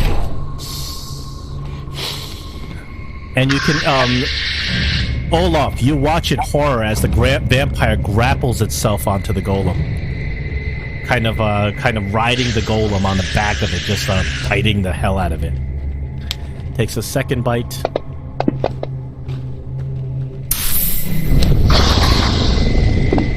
Gregory sees it or Olaf sees it? Gregory sees it. Okay. Olaf, unfortunately, this vampire has a type of magical invisibility that it doesn't come out of invisibility despite its attacking. You know it's there. You know it's attacking the flesh golem. You can't see it. I know it's attacking the flesh golem? Oh, yeah. I'm gonna say, Gregory, what's going on? What were you shooting at? There's a vampire attacking the flesh golem. didn't come out of invisibility. I will use my magic initiative and cast Fairy Okay, Fire you can here. target the vampire and roll its dex save. Unfortunately, this vampire is very dexterous. I assume it is. It has a +9 to its dex save, and you are not able to hit it with fairy fire. Alright. I just had to try to take a chance. Oh, it was a good attempt. It was a good attempt. If it could have turned the battle completely in your favor.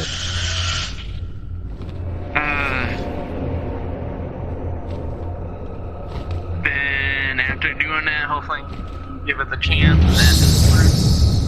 Then didn't see any glowiness on the creature. I'm like, are you sure it's still there? And then I will ask. Gray, you're in a tough spot because you're under a charm person spell. You feel your head throbbing and you're confused, and there's that voice seeping into your brain telling you, I am your friend, but that wizard behind you, he is a demon in disguise.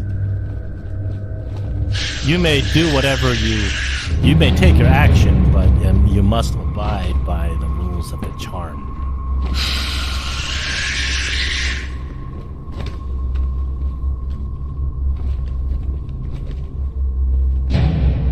You're muted again.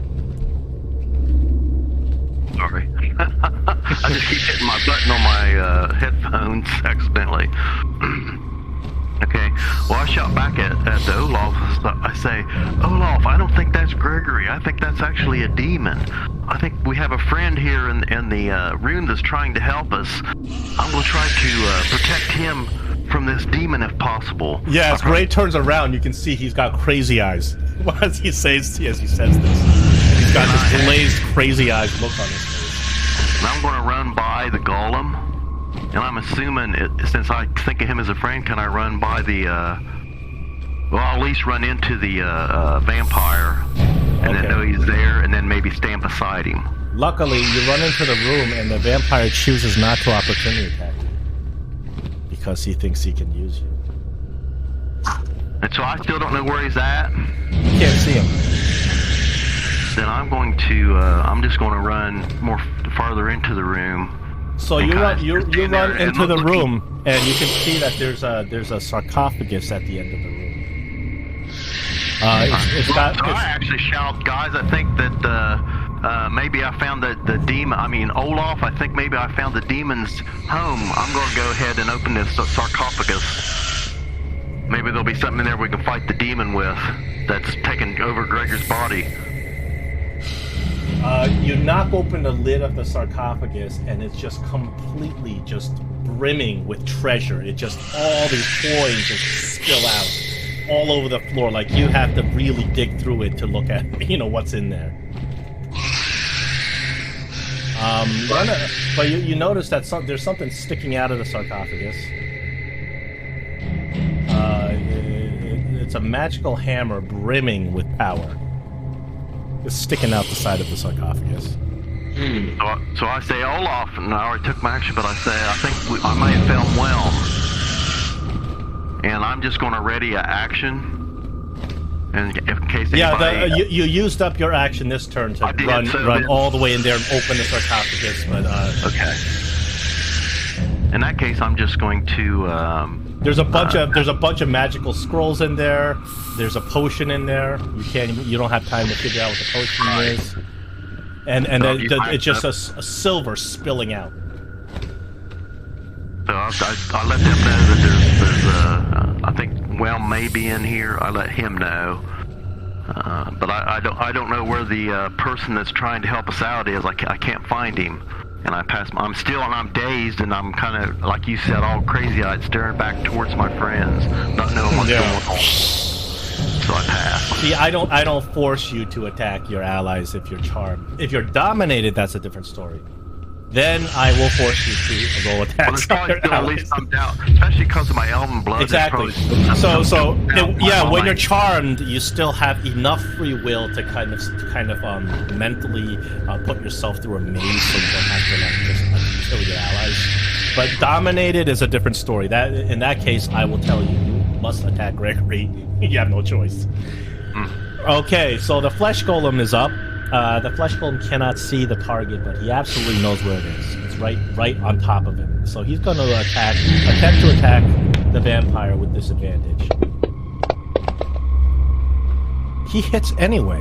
Not bad.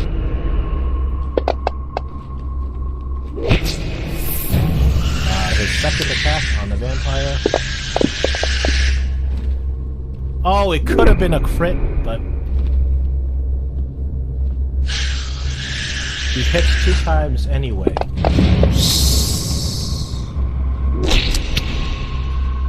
It's Gregory's turn. Alright. So, the vampire, you can see it already starting to regenerate. Despite being one of its arms is just knocked off its hinge by the golem. And you can see the arm is slowly regenerating as the sinews are regrowing. Okay, so that being said, oh, I'm sorry. I need to roll a concentration on his arm. See if we can save. He maintains his charm.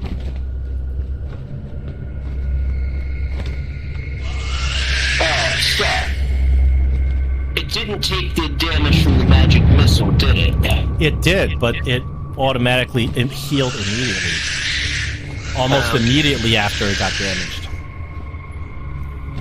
You can damage this thing. The problem is it just keeps regenerating. Alright, I'll try something a little stronger then. I'm gonna attack it with a firebolt. And why do I have advantage? You actually have disadvantage. How so? Because I don't know how so. You just rolled it rolled disadvantage. I don't know why I rolled either. I'm not sure. There's something. Because it says you're prone. Okay. I'm going to take that effect off. I don't know why you were prone. Okay. It must have been a carryover from last session. So, if you were to, you just roll it again, because I don't know which one you rolled when it rolls disadvantage. Alright, let's see what we got here. You have a critical hit. Congratulations! You launch a fireball right into his face. 21 points of devastating fire damage in his face. Try regenerating that sucker. And then my turn. I got bad news. He does regenerate the fire damage. So he regenerated all of it in one round? Not all of it. He regenerates a certain part of it. So if you do enough damage to it, you can probably get it down to 0 if you can focus in and do that much damage. He can't regenerate all the damage that you did to it in one round, but he regenerates more than half of it. More than half of all the damage you guys did to it. It's going to continue to attack your poor flesh golem friend.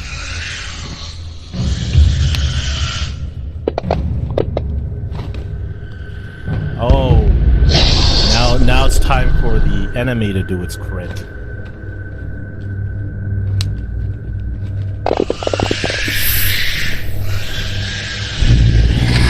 Luckily, the flesh golem is resisting some of the necrotic damage from this vampire's bite. Okay, there's a... it should have attacked with advantage, so I'm gonna go... Hold on. Let me just re-roll that. Because I didn't even target. Oh my goodness. That's 2 crits in a row He's up all his crits. for this vampire. The good news is the flesh golem has a lot of hit points. The bad news is eventually it's going to run out. Okay, hold on. The flesh golem is tanking really nicely for you guys, but there's a limit to this. Concerned that I still can't see this creature and everything, I yell at Gray. For one thing, there's no demon here. This is Gregory. I don't know what you're talking about. There's supposedly some creature in your room that is doing things with your mind and worries about a very dangerous creature. I am coming forward a little bit and will cast Guardian of Faith to protect Gregory and I hopefully to golem a little bit. Just mark off where the edge of it. Yeah, mark off where the end of it is. Oh, into the golem too. Yeah. Okay. I'll put up right next to Gregory and try to say, hey. Oh no! You put up the Guardian of Faith with the image of John Ashford, and that actually, you can't see it, but Gregory, you see that the vampire retracts from it, like a holy symbol in his face. He does not like that. And then I will cast that. Hopefully, you'll see if he comes any closer to us. Gray, it's your turn, and the vampire whispers in the back of your mind. He says, "That one who brings the symbol of faith, he is the true enemy. He is Keraptis in disguise. If you don't kill him now, he will kill you." So I'm not okay. So now he's directing you against Olaf, and he's speaking even more forcefully. I'm shaking my head, and I'm. You're trying to fight it off, but unfortunately, emotionally, you are affected by this powerful magic, and you're torn. So I think, well, logically, maybe it makes no sense. I think, well, maybe I can help out in some way. I mean, I don't even see who this is, so I pick up the hammer. Okay. I pick up Whelm. You pick up Whelm, and just like when you picked up Black Razor before, it seems like time is about to stop.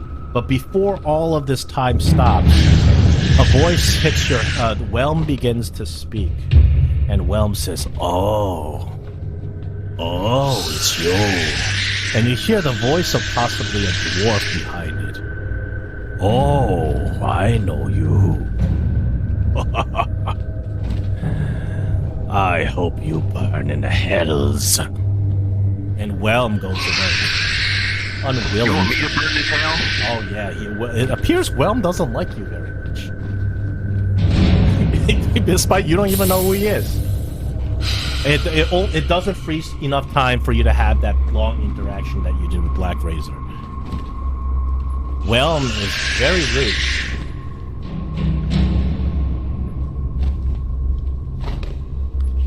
So I'm still, really confused, and I'm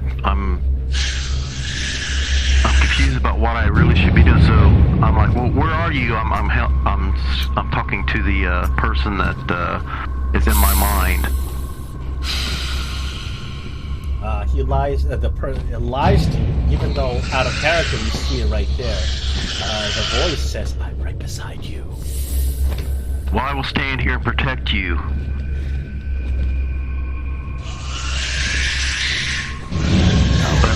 Those are my friends. But those are my friends. I can't. I don't understand what's going on. I can't just attack them. They have the face of my friends. But I want to protect you at the same time. Oh, and you can hear the voice getting really angry with you. Olaf, Gregory, if that's you, let me know. My friend here is telling me that you're Keraptis and a demon. I don't know what to think. I need help here. Oh, he's probably just confused. Yeah, I am confused. You're right beside me, and I can't see. Talk about your new friend. So your vacillation ends your turn. That's fine. The flesh golem is going to attempt to attack this creature that it can't really see with disadvantage. Oh, that is still a hit. Very nice. 15 points of damage. That is a second hit. 16 points of damage. Very nice. Flesh golem is really earning its keep. Yep. Gregory. The other two guys to get hit him hard. Let's see what I can do. I don't have no spells prepared to help this, but I think what I'll do... Scrolls? Oh, do I have any scrolls? Don't forget about your scrolls. You got close there. What do I got for scrolls? For 3.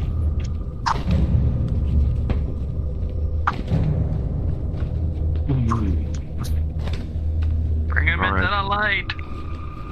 The radiant light of John Ashford. Who betrayed us? Do you have any ability to bring this vampire into your guardian of faith? Because that would really hurt him. I can push him into it. I can't pull him in. Let's see, do I?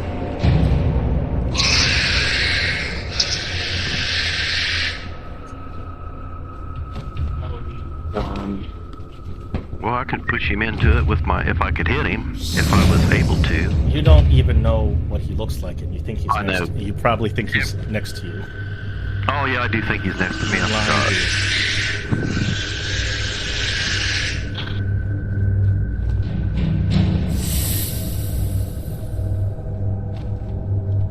You know what I'm gonna do?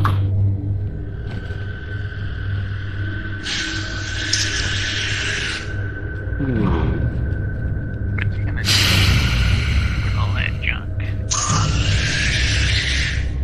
You know what I'm gonna do? I'm gonna walk up a few feet. Right? And then I'm going to cast. I'm gonna cast Minor Illusion.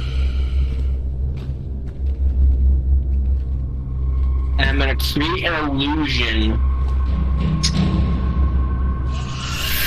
of Teska/Lathander right on the other side of the vampire. Okay, you can do that, but in order for this vampire to believe, we're gonna see how good your illusion is, because the vampire's not that stupid. So you can the illusion you're gonna be able to cast, but whether or not the vampire is gonna know that this is BS will depend on. We're gonna do a roll. I'm going to roll the vampire's insight. I think it's just a raw intelligence check against my, or investigation against my spell safety. Oh, that's right. That the illusion. All right. So the vampire will just roll that. Is it something that vampires can do as an action? I don't remember. Or is it something that just? So.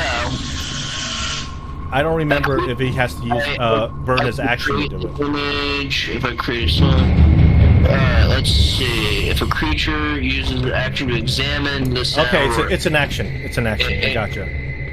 It would roll an investigation check against my spell save DC. I gotcha. Okay, it's an action. So I'll put a little marker that there's your illusion of the sun god Lathander, which is something a vampire would absolutely not like.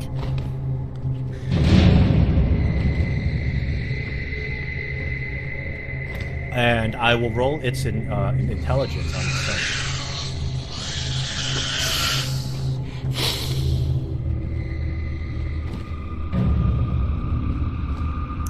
Anything else on your turn? Let's see. What does minor? Does it burn a full round? It lasts a minute and it takes an action to cast, and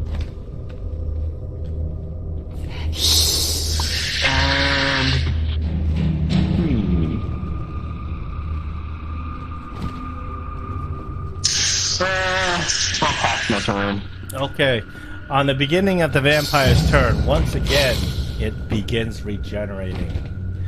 The vampire turns around and sees Lathander behind him. He's going to roll his investigation to see if he's going to disbelieve this illusion.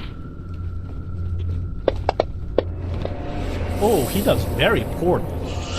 Therefore, the vampire's terrified of your minor illusion, and it begins moving, but it's not going to move into your guardian of fate either. So it's going to move to the side, and it's going to hide in the corner. And the vampire yells to Greg, commanding him, destroy that sun god behind me. Destroy it, or else it's going to destroy me and then destroy you. So you managed to get the vampire out of there. Olaf. Where is this thing, Gregory? I don't know where to aim for this thing. Is he out of my sight? He's out of your line of sight because he went into the corner of the room to hide away from that image. Wait. Corner of what room? The door? Don't you see it? Oh, click on me and you'll be able to see where he's at. I mean, his icon. Oh, I see. Never mind. Yeah, I didn't see how big the room was from where I was, so yeah. That makes a lot more sense. And we need to do major damage to him or something.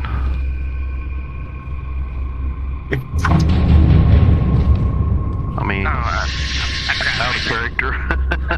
Sorry, I was still thinking.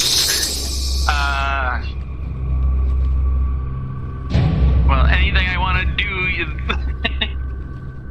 You're in the way, Gray. You're in the way. And...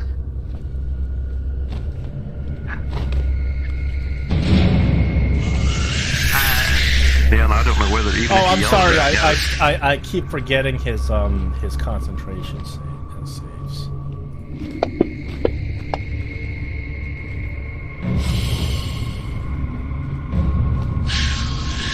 I believe a 10 fails the concentration, doesn't it? No, it passes. Oh, it passes. I'm sorry. It's a 9 that 10 is the pass. No, Gray. Unfortunately, you're still charmed. Olaf, what are you gonna do in your turn? I don't see anything to fight against. I'm going to hold my action because I really can't do anything without hurting everybody. Yeah, I'm gonna hold Eldritch. Does your light just stay with you, or does it just stay in one spot? It stays in one spot. Doesn't move around, unfortunately. Yeah.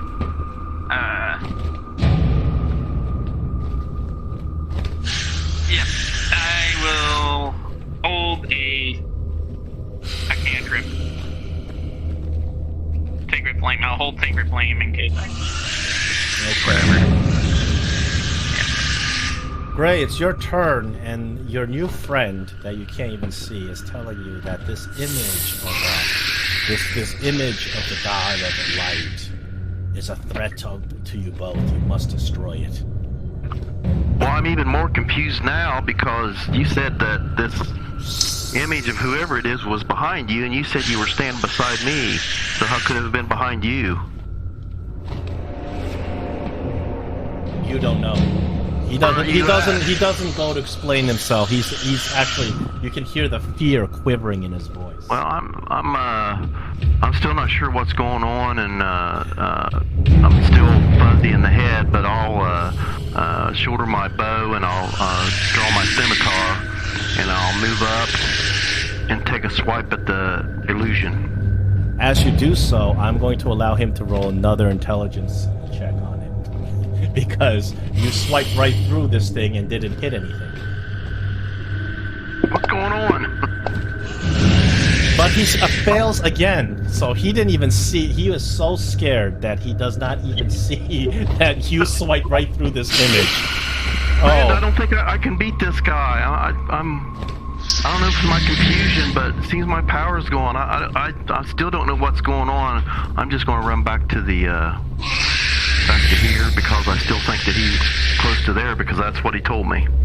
Okay, the flesh golem no longer has a known target because that creature just walked away. He just stands there listless unless given more commands.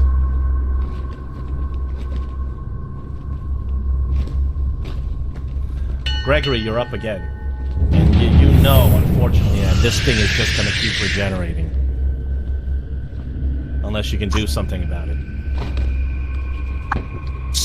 You know that as it hides in the corner, its wounds are just going to keep regenerating when it's full health again. Oh, that's a bit. Alright.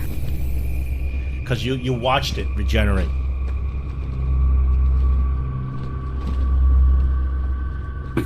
Okay, so you stepped out of the protective barrier.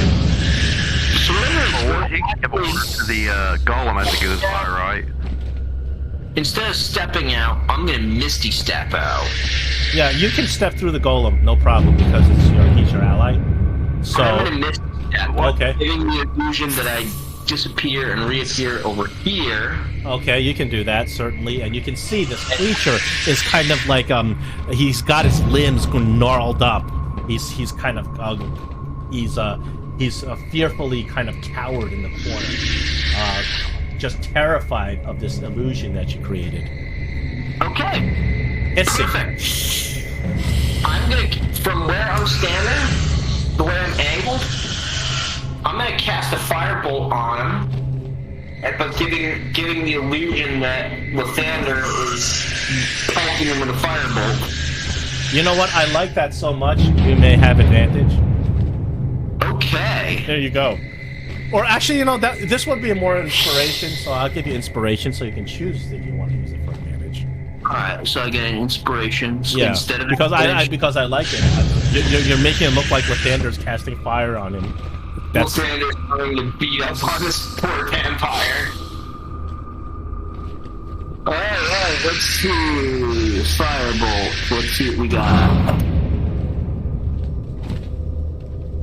Oh no, 5 is not going to do it. Lathander misses. Alright, and that's the end of my turn. Okay, in the beginning of this creature's turn, you see it's horrifically, once again, regenerating. But it is so scared of your image. It's going to try again to kind of see if it can reason its way out of this image. It rolls another intelligence check on it. 15, I believe, still doesn't beat your DC, and then just cowers back in the corner.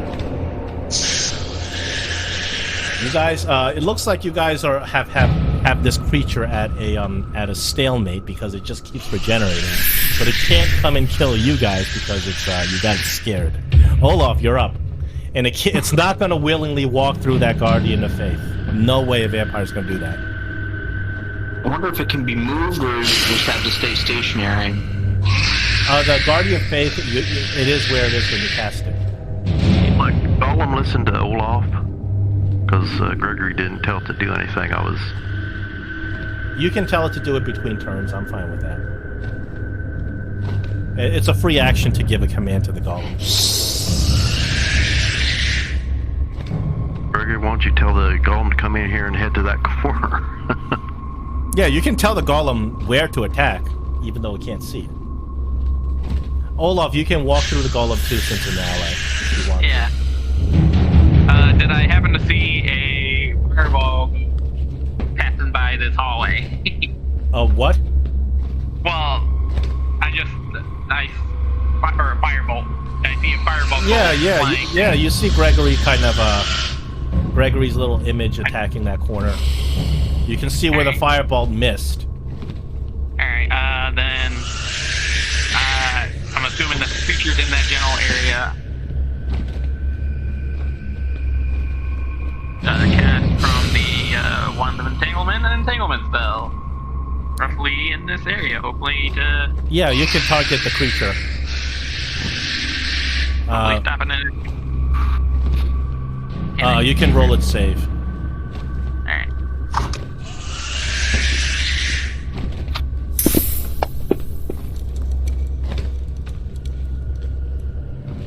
Alright. The creature, after failing an entanglement save, unfortunately, you realize that it has some sort of extra human power. It utilizes a legendary resistance to nullify its failure and succeed.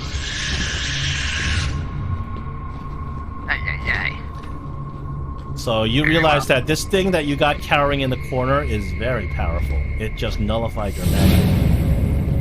You do not want this creature to be not scared and coming after you. You just happen to be in a very lucky position with your radiant magic. I mean, you can actually run in the room, attack it, and then run back into the light. I mean, you can't now, but... Yeah, well, I kind of used up all my movement to get to here. Yeah, I mean, yeah. Alright, I try to yell at the guy, get out of the room and I can do some damage, guys. Gray, the creature does not tells you that that man who looks like your friend is a demon that is trying to deceive you. If you leave this room, that spell he cast will melt you.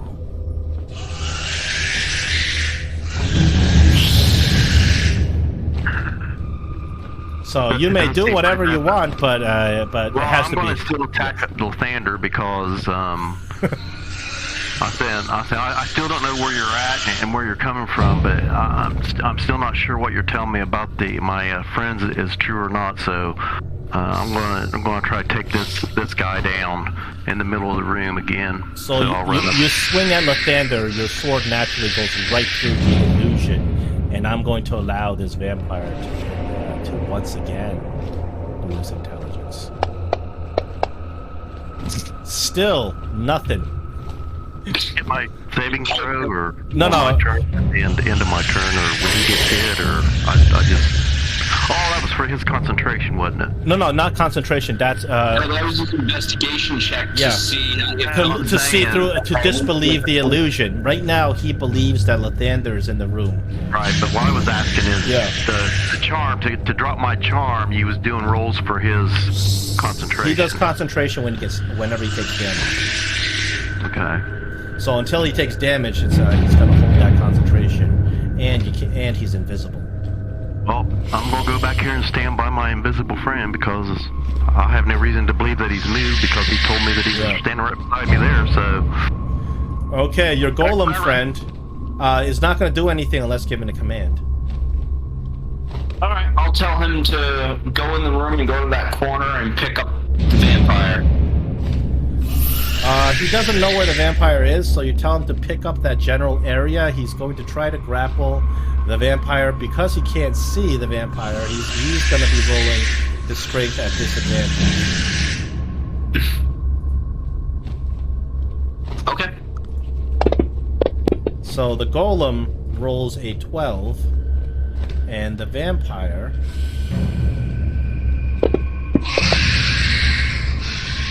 rolls a 16. So the golem tries to pick up the vampire, but he can't.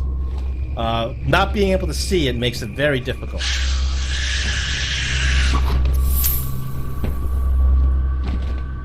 Gregory, you're up again. Alright. Okay. I am going to... Have Scorching Ray prepared. I do not. Okay, what about...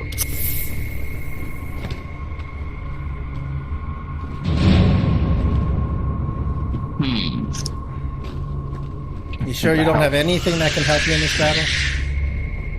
I feel like I do, it's just... using AoE spells, it's... Radiant fireball. Yeah, if I had a 3rd level spell that did radiant damage, that would be great, but I don't.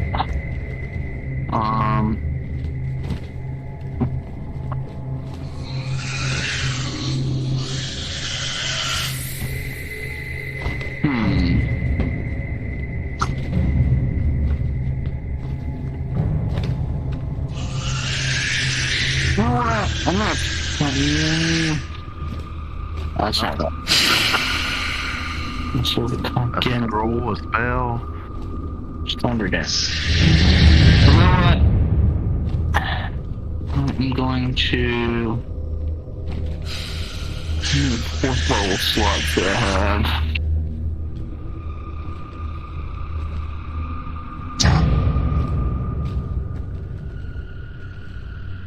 Oh. You know what I'm gonna do? I'm gonna cast Magic Missile upcast to 3rd level. Again, giving the illusion that it's Lathander casting it on him. Sure. Magic Missile, just gonna auto damage it. You know what? How many missiles is that?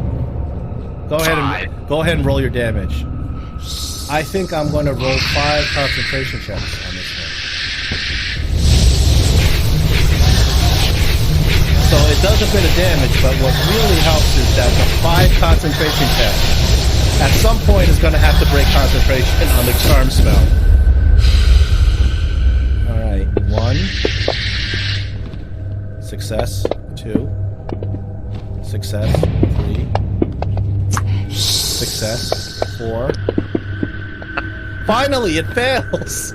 Your charm spell finally ends.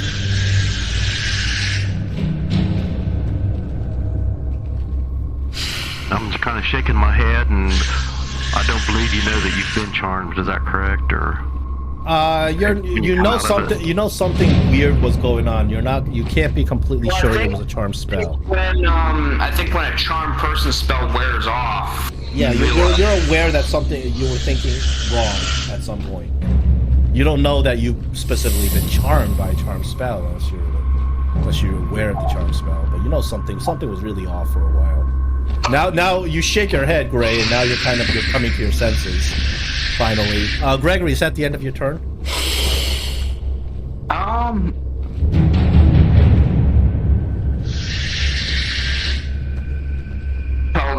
I'll tell the flesh golem to smite that invisible abomination, and I'll end my turn. It is you don't know his name, but it's his vampire's turn. The vampire heals up just about all the damage you did with your magic missile and then some. And the vampire is defensively in the corner, but the flesh golem is a threat, so it's going to attack the flesh golem.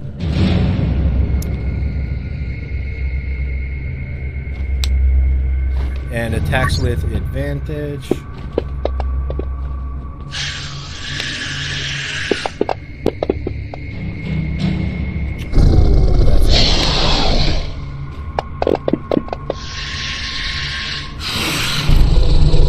And attacks a second time with advantage.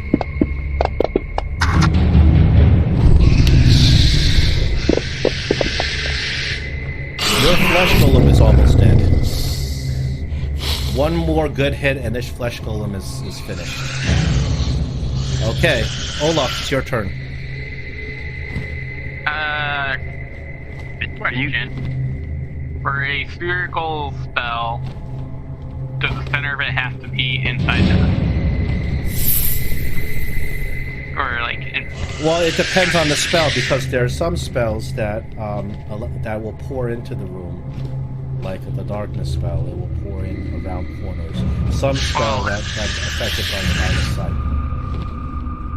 Well, I'm asking as in, if I end up moving over to here, yeah, and I cast Sickening Radiance. Oh no, you won't. You're gonna have to hit the whole room, because you have to see where the target is, where the point of the target is. So if you cast Sickening, even if you cast from the corner of the room, I believe you're gonna be hitting most. The room is 45 feet, So you might be able to like not hit the edge of the corner of the room. Yeah. I can fit in the corner of the room.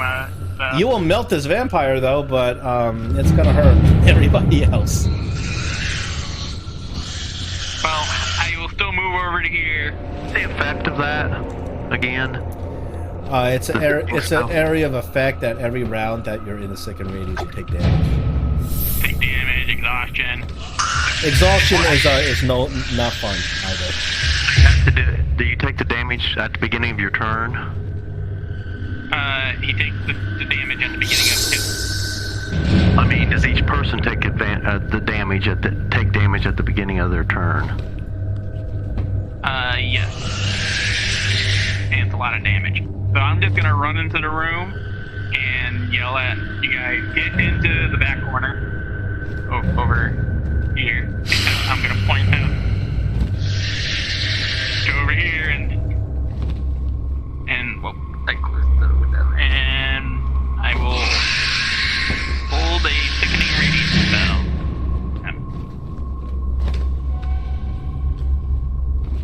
To cast. And they make it to this corner. And that was my turn. Alright, Gray, you're up. You can't see him.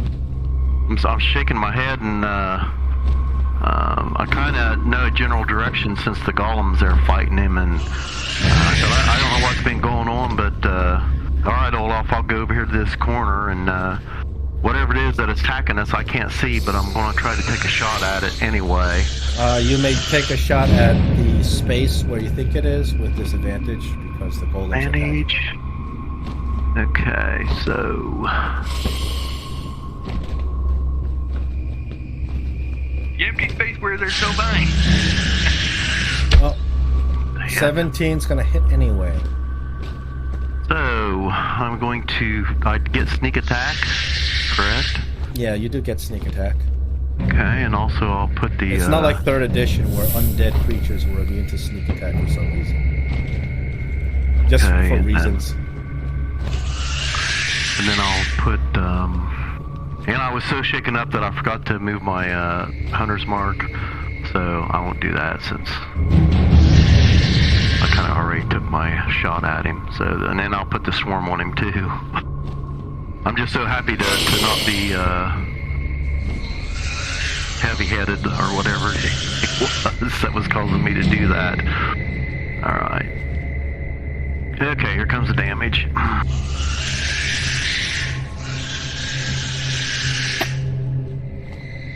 There we go.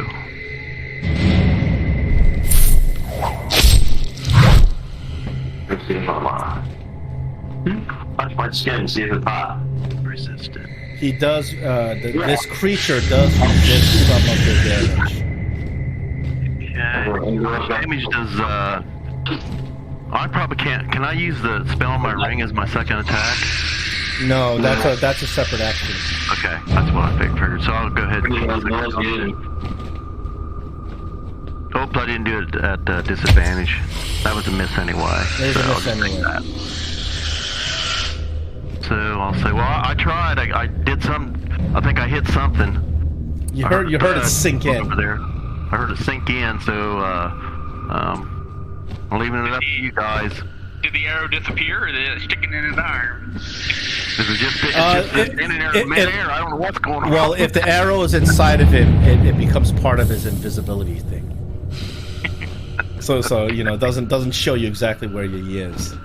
Okay. All right. So now the flesh golem is up. I think that's the end of your turn, correct? Unless you don't have anything else to do. Flesh golem is going to continue attack at disadvantage. See how much damage it can do. Oh, that's not bad.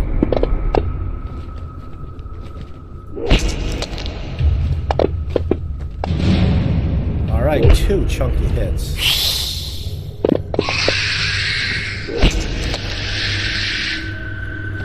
We are back at the top of initiative with Gregory. Okay. I am done playing with my food, so what I'm gonna do...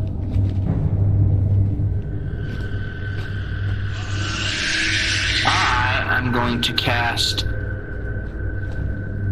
a a fireball, but I'm going to replace the damage with lightning damage. Show me where you put the fireball down.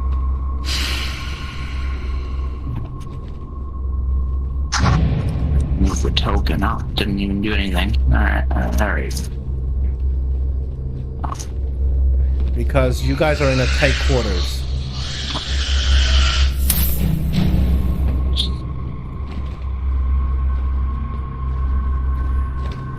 The center of the fireball has to be something within visual range, so you gotta put it right there. There you go. I'll replace the damage type with lightning damage. Okay, you have to target. I'll move out of the way here, and then I'll have him targeted. Also targets the flesh bomb, because that's in there too. Okay. You may roll both their dex saves. Alright.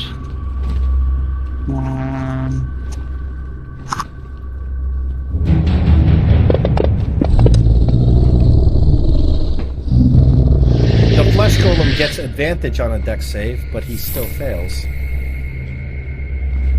The vampire has an incredibly high dexterity save and succeeds. Okay. And I will roll the damage. I'm being strategic about this, using lightning damage instead of fire damage, because, as we mentioned earlier, flesh golems heal from lightning damage. Vampires don't. That is absolutely correct. You know what? Just for remembering that, I will give you an inspiration, because I had myself had forgotten that. So what I want you to do is roll damage. The flesh golem will be killed, but I'm going to reverse that. Alright. Alright, so the flesh golem actually gained 29 points of damage.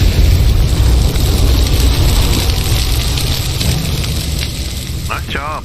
So you heal the flesh golem by recharging it, and you can see this is Dracula versus Frankenstein, and Frankenstein just got supercharged. Did he change his firebolt to lightning damage too with his power? Yes. He did it. He did it very, very. That's a feature that I have of Scribe. Exactly. I mean, his firebolt. When he cast firebolt before, could he have changed that to lightning? Yeah. Firebolt is the smaller spell that he's cast. Okay. I didn't know if he could do that with a cantrip or not. I don't know. It doesn't say that if I can replace it with damage types from slots that are from spells that are higher level. It just says as long as the spell, my spell is a slot of the same level. If it says it has to be a same level, I don't know. We'll read it later. Don't forget to move, like Olaf told you to. I yell at him. But you know what? There is a lightning spell that's a cantrip if you have it. The Shocking Grasp. Yeah, shocking grasp, but Not many people use the Shocking Grasp as a cantrip, but it's very useful, especially for wizards to get out of melee. Yeah. Alright, and then I will pass my turn. don't forget to move. Well, where do you want me to move? Well, Olaf hollered at us for us to move in the corner. Alright, this corner right here? The same corner that's right here. Alright. I'll move there, and then that's my turn. Okay, the vampire's up, and he, beginning of his turn, heals. Continues to heal. He is attacking the flesh golem.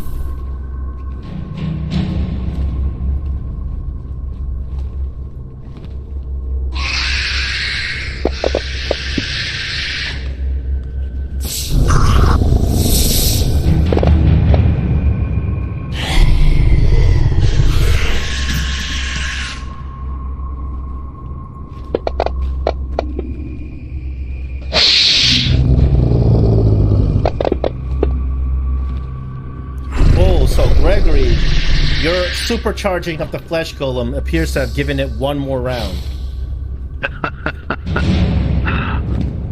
Okay, Olaf, you're up.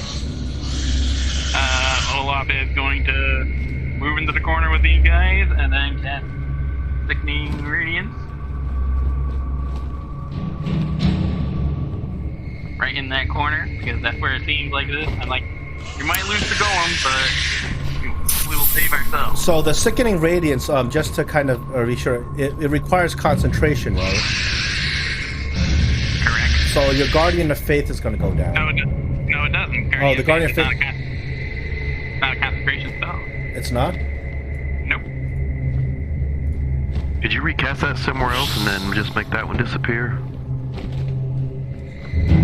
Well, I mean, I gotcha. So on the casting of Sickening Radiance, it doesn't take any damage, correct? correct. It doesn't. And you got to show me the margins of where the spell is not. Yeah, with just.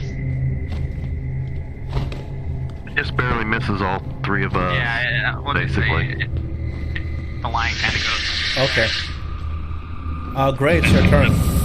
Oh, just so we don't have a big token in the way. And like, don't go into the light, keep it in the light. I will pat my So, to move my hunter's mark, I remember to do it this time, over to the, can I be that over to the, even if I can't see it? I probably can't I? See what? My hunter's mark on the vampire. You can't see the vampire, unfortunately. Yeah, so it wouldn't do me any good anyway. Okay, so I'll go ahead and take a shot at it. The ricochet bow. At disadvantage, right? Yeah.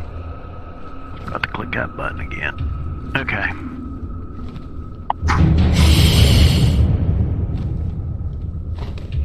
And it's a hit. So, Golem's still there, so I still get sneak attack. And I'll also send my swarm. Very good. And here comes the damage.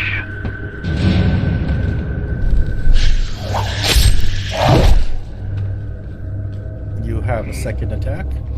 Yep. I think I'm going to try the ricochet bow. With disadvantage as well? Oh yeah, I got disadvantage. Never mind. Yeah, but will I have disadvantage on my No, not on your wisdom save. on my wisdom saves? No. But it gives me. I think the ricochet bow also gives me extra on my 2-hit too, if I complete it. So I'm just going to do one though. Okay, roll a wisdom save. DC is for a one ricochet. Is DC is 10. Okay, so I just have to roll the wisdom save first. Yeah. From the front page. Okay.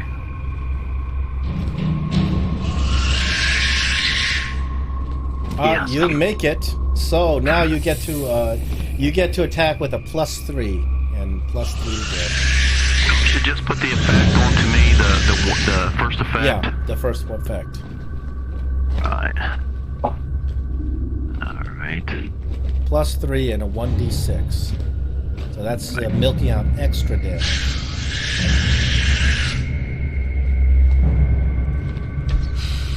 I missed anyway. Did it give me my pluses?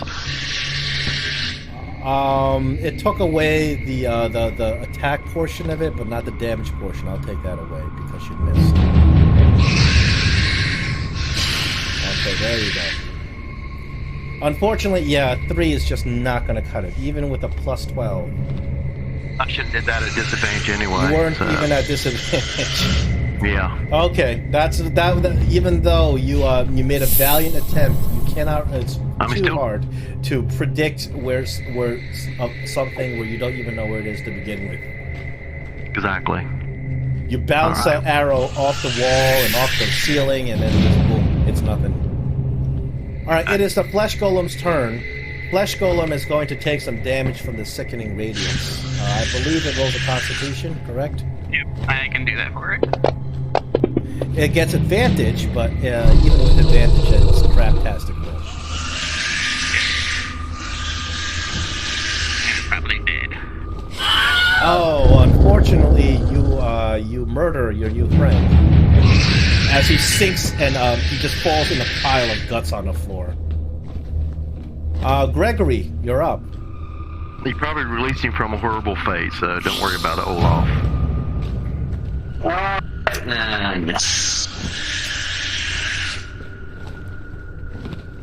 Hey, here's a question real quick. Yeah. Okay. So, Sickening Radiance, the light makes it impossible for the creature to benefit from being invisible. Oh, is that a feature of Sickening Radiance? That's the feature of Sickening Radiance, I just realized. So, straight roll, you don't really see Well, Gray's miss attack was at a straight roll anyway. So, Alright, I'm just... yes. Well, no, you should have called that out. I didn't realize that. No, I just saw that. You know, that's too many good stuff about Sickening Radiance. That smells a little bit has too much good stuff in it. The thing is, if it fails the save, it not only takes the radiant damage, I think it also takes a level of exhaustion. Correct. I believe undead cannot be exhausted. Let me see. Oh, well, anyway, go ahead, take your turn. It's not this poor vampire's turn yet. Big, buddy. Well, I can only cast it like once a fight. It's not like I can cast it so many times. Well, you can cast it. You cast it as many warlock slots as you have. And many rests, correct. Yeah. It is pretty powerful, though. It's a level 4 spell. Yeah. Yep.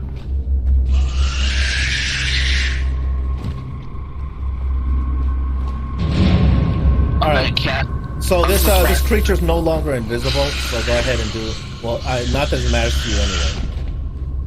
All right, I'm gonna cast. I think it's invisible. We just don't get it. We don't get disadvantage against it. You see its outline. It's sort of like a fairy fire thing. You see its whole outline.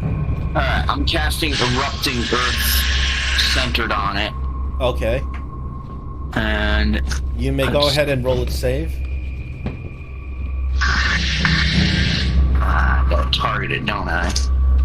Let's see. Target. Target. Okay, it is saying target. Just do it. Target it manually. Do I have it targeted? Yep, I do. Alright. So I'll roll his saving throw.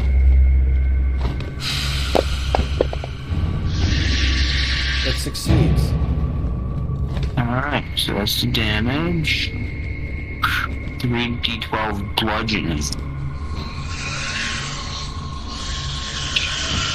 That's nuts. Okay, you leave a big pile of rubble as parts of the erupting earth start smacking the thing in the face. Alright, and then that's a 3rd level spell slot, I believe. Yep. I think erupting earth is a... Okay, just to move things along. Anything else on your turn? I believe that's the end of your turn. That'll end my turn.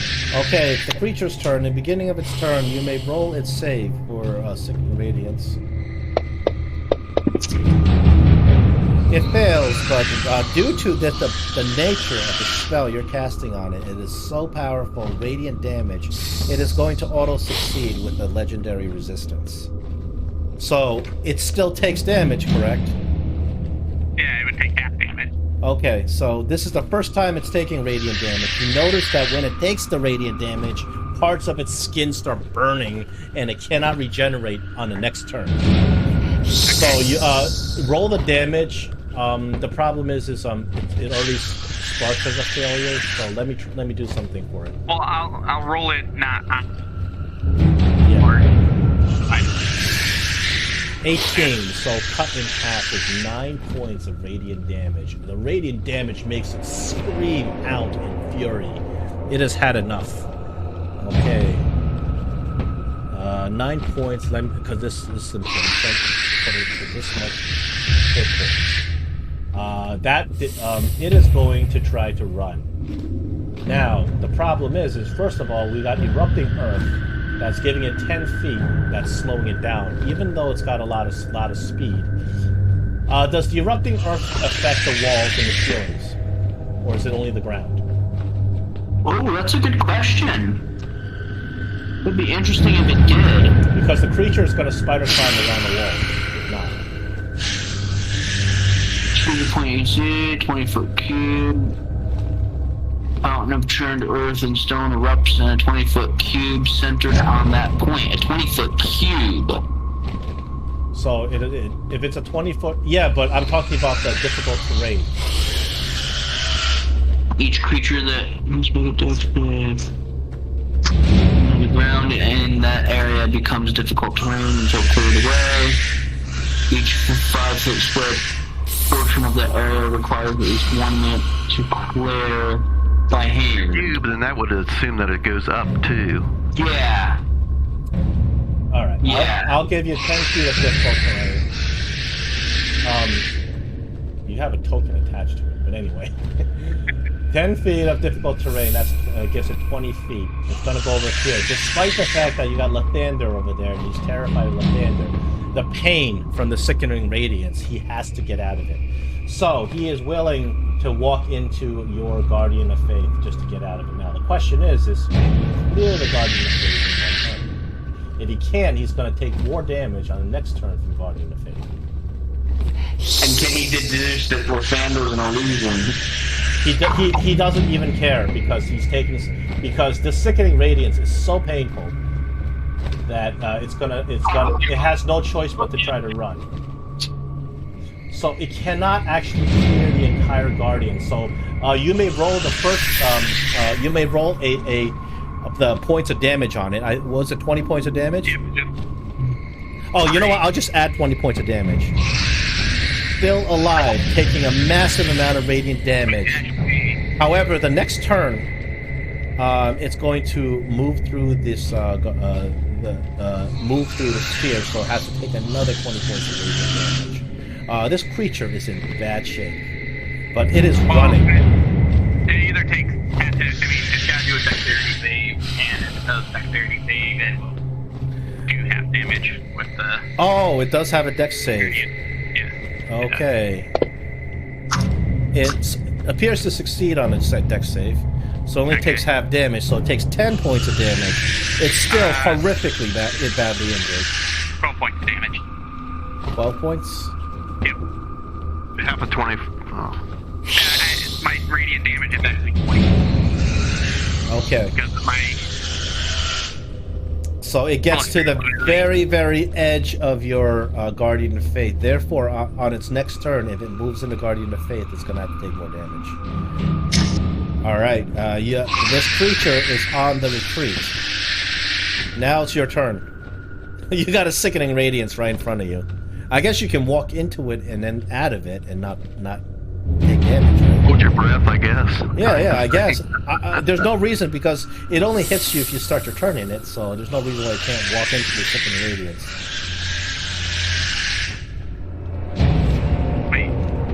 Wait, say it again?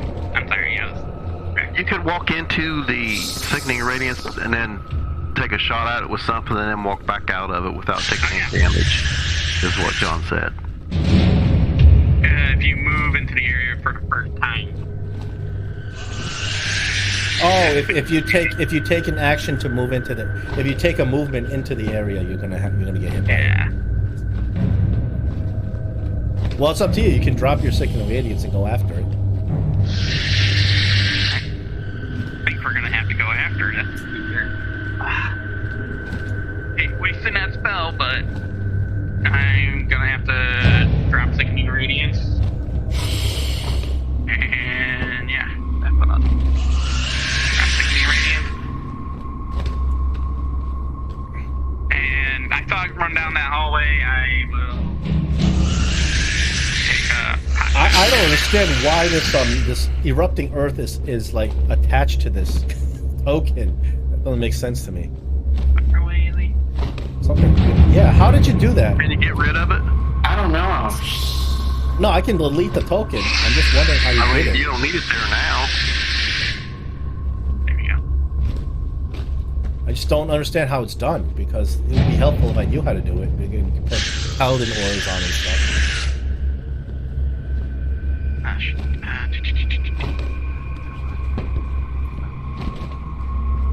I gotta do. I think.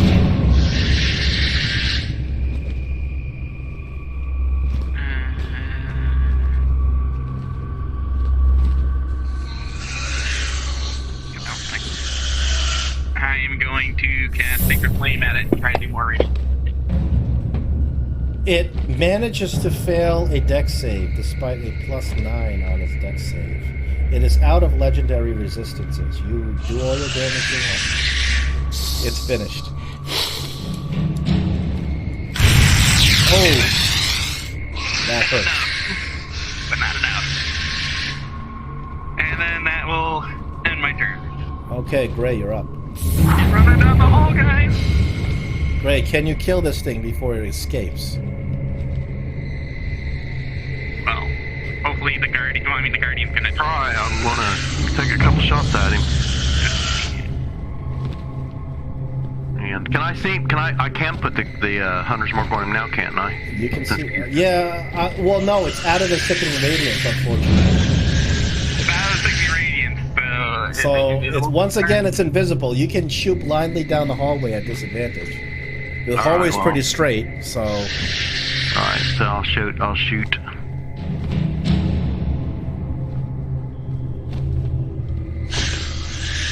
And that's a hit regardless. And I can put my swarm effect on him at least. That's the only thing, I think, at this point in time.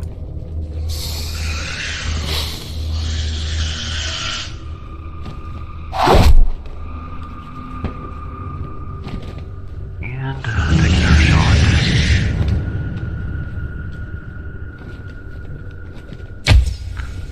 And no swarm effect. Let me make sure it turned off. It did. Just regular damage now.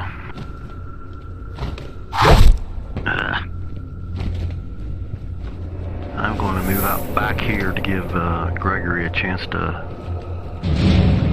move over there. Of course, you said we could move out of the array, but... And that's all I can do, so I'll end my turn. Okay. Gregory, you're up. Alright, let's see here. Oh, is the vampire still in the Guardian of Fate? Or do you He's still in the Guardian of Fate, but he's not in the, I guess, the Sickening Radiance. I dropped Sickening Radiance. Oh, you dropped it? Oh, okay. Yeah.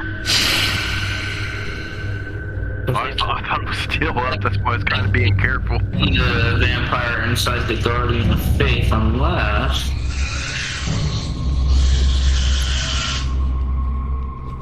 This way. Run up there and blast him. Or something.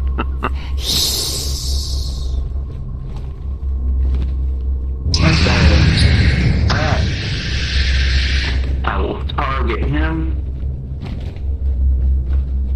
I'm back. Let's see. I'm gonna cast Magic Missile at 4th level. You think it'll be enough to take him down? Let's see. Well, hopefully it is. Then 6d4 force damage.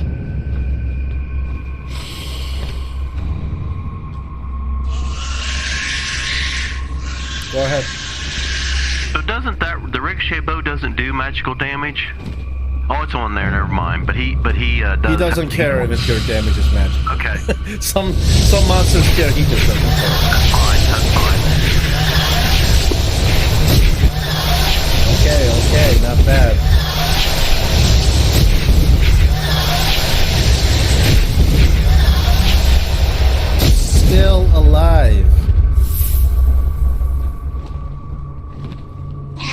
His turn.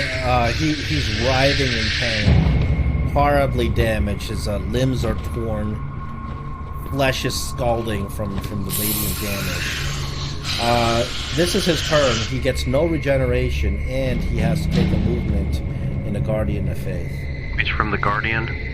Yeah, so let's take some damage from the Guardian of Faith. That might kill him. Oh. So it's a flat amount of damage, correct? After dex save? After dex save, but I think it's only when they first enter it. It's not like a continuous. No, if they're there and they move inside of it, aren't they kind of moving towards the Guardian?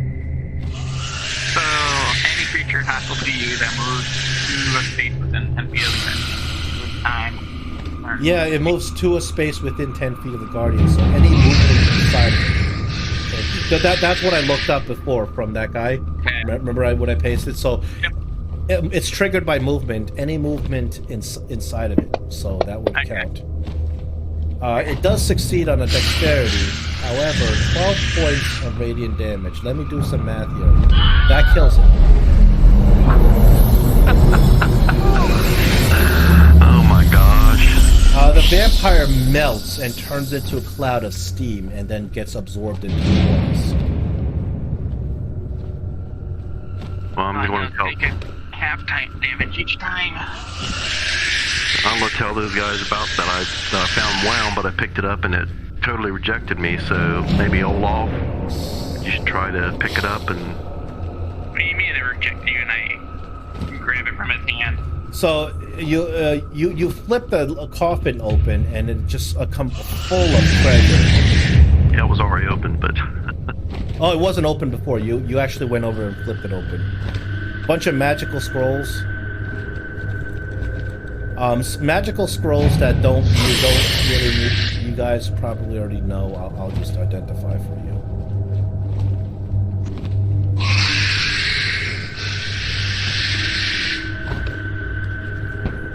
It's got what's obviously Whelm, which is clearly ornate dwarven battle symbol. And it's got this magical potion inside. And as you sit there and you kind of absorb all this, it's a massive amount of gold too. And I'll put all this stuff inside your party sheet so you don't lose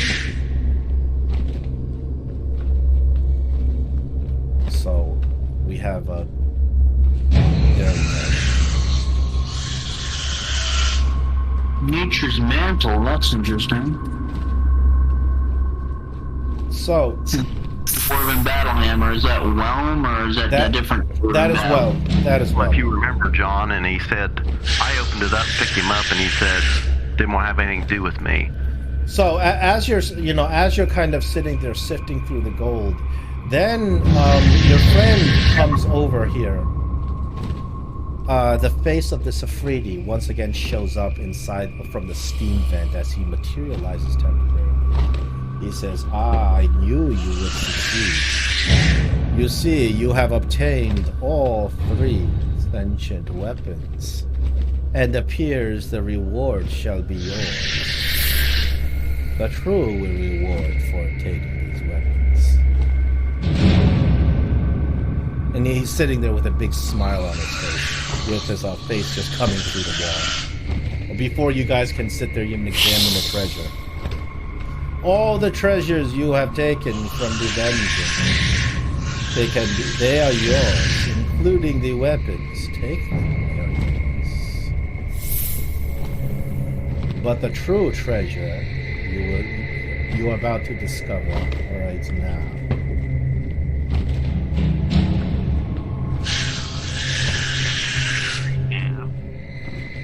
He says, you see, do you think Keraptis would allow anyone to walk into his chambers, his holy vault, take all of his belongings and leave?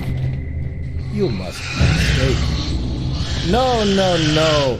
You have come as Keraptis wills it, as he desires it. You have defeated all the guardians of the weapon proving yourselves to be worthy of the sentient weapon. And then he smiles even deeper. Worthy guardians. For your indoctrination shall soon be complete, and you will be the new guardian of Black Razor, Whelm, and Wave. And he starts laughing as he disappears. And as he says this, you guys are, you start feeling a little strange, like a little bit dizzy. You realize that you have spent a long time in this dungeon, having taken several long rests. There is some sort of magical energy kind of just flowing through you. There's some sort of magic at play that is affecting the way you think and the way you see things. Come, you hear the voice. Meet me at the entrance. And that's where we'll end tonight's session.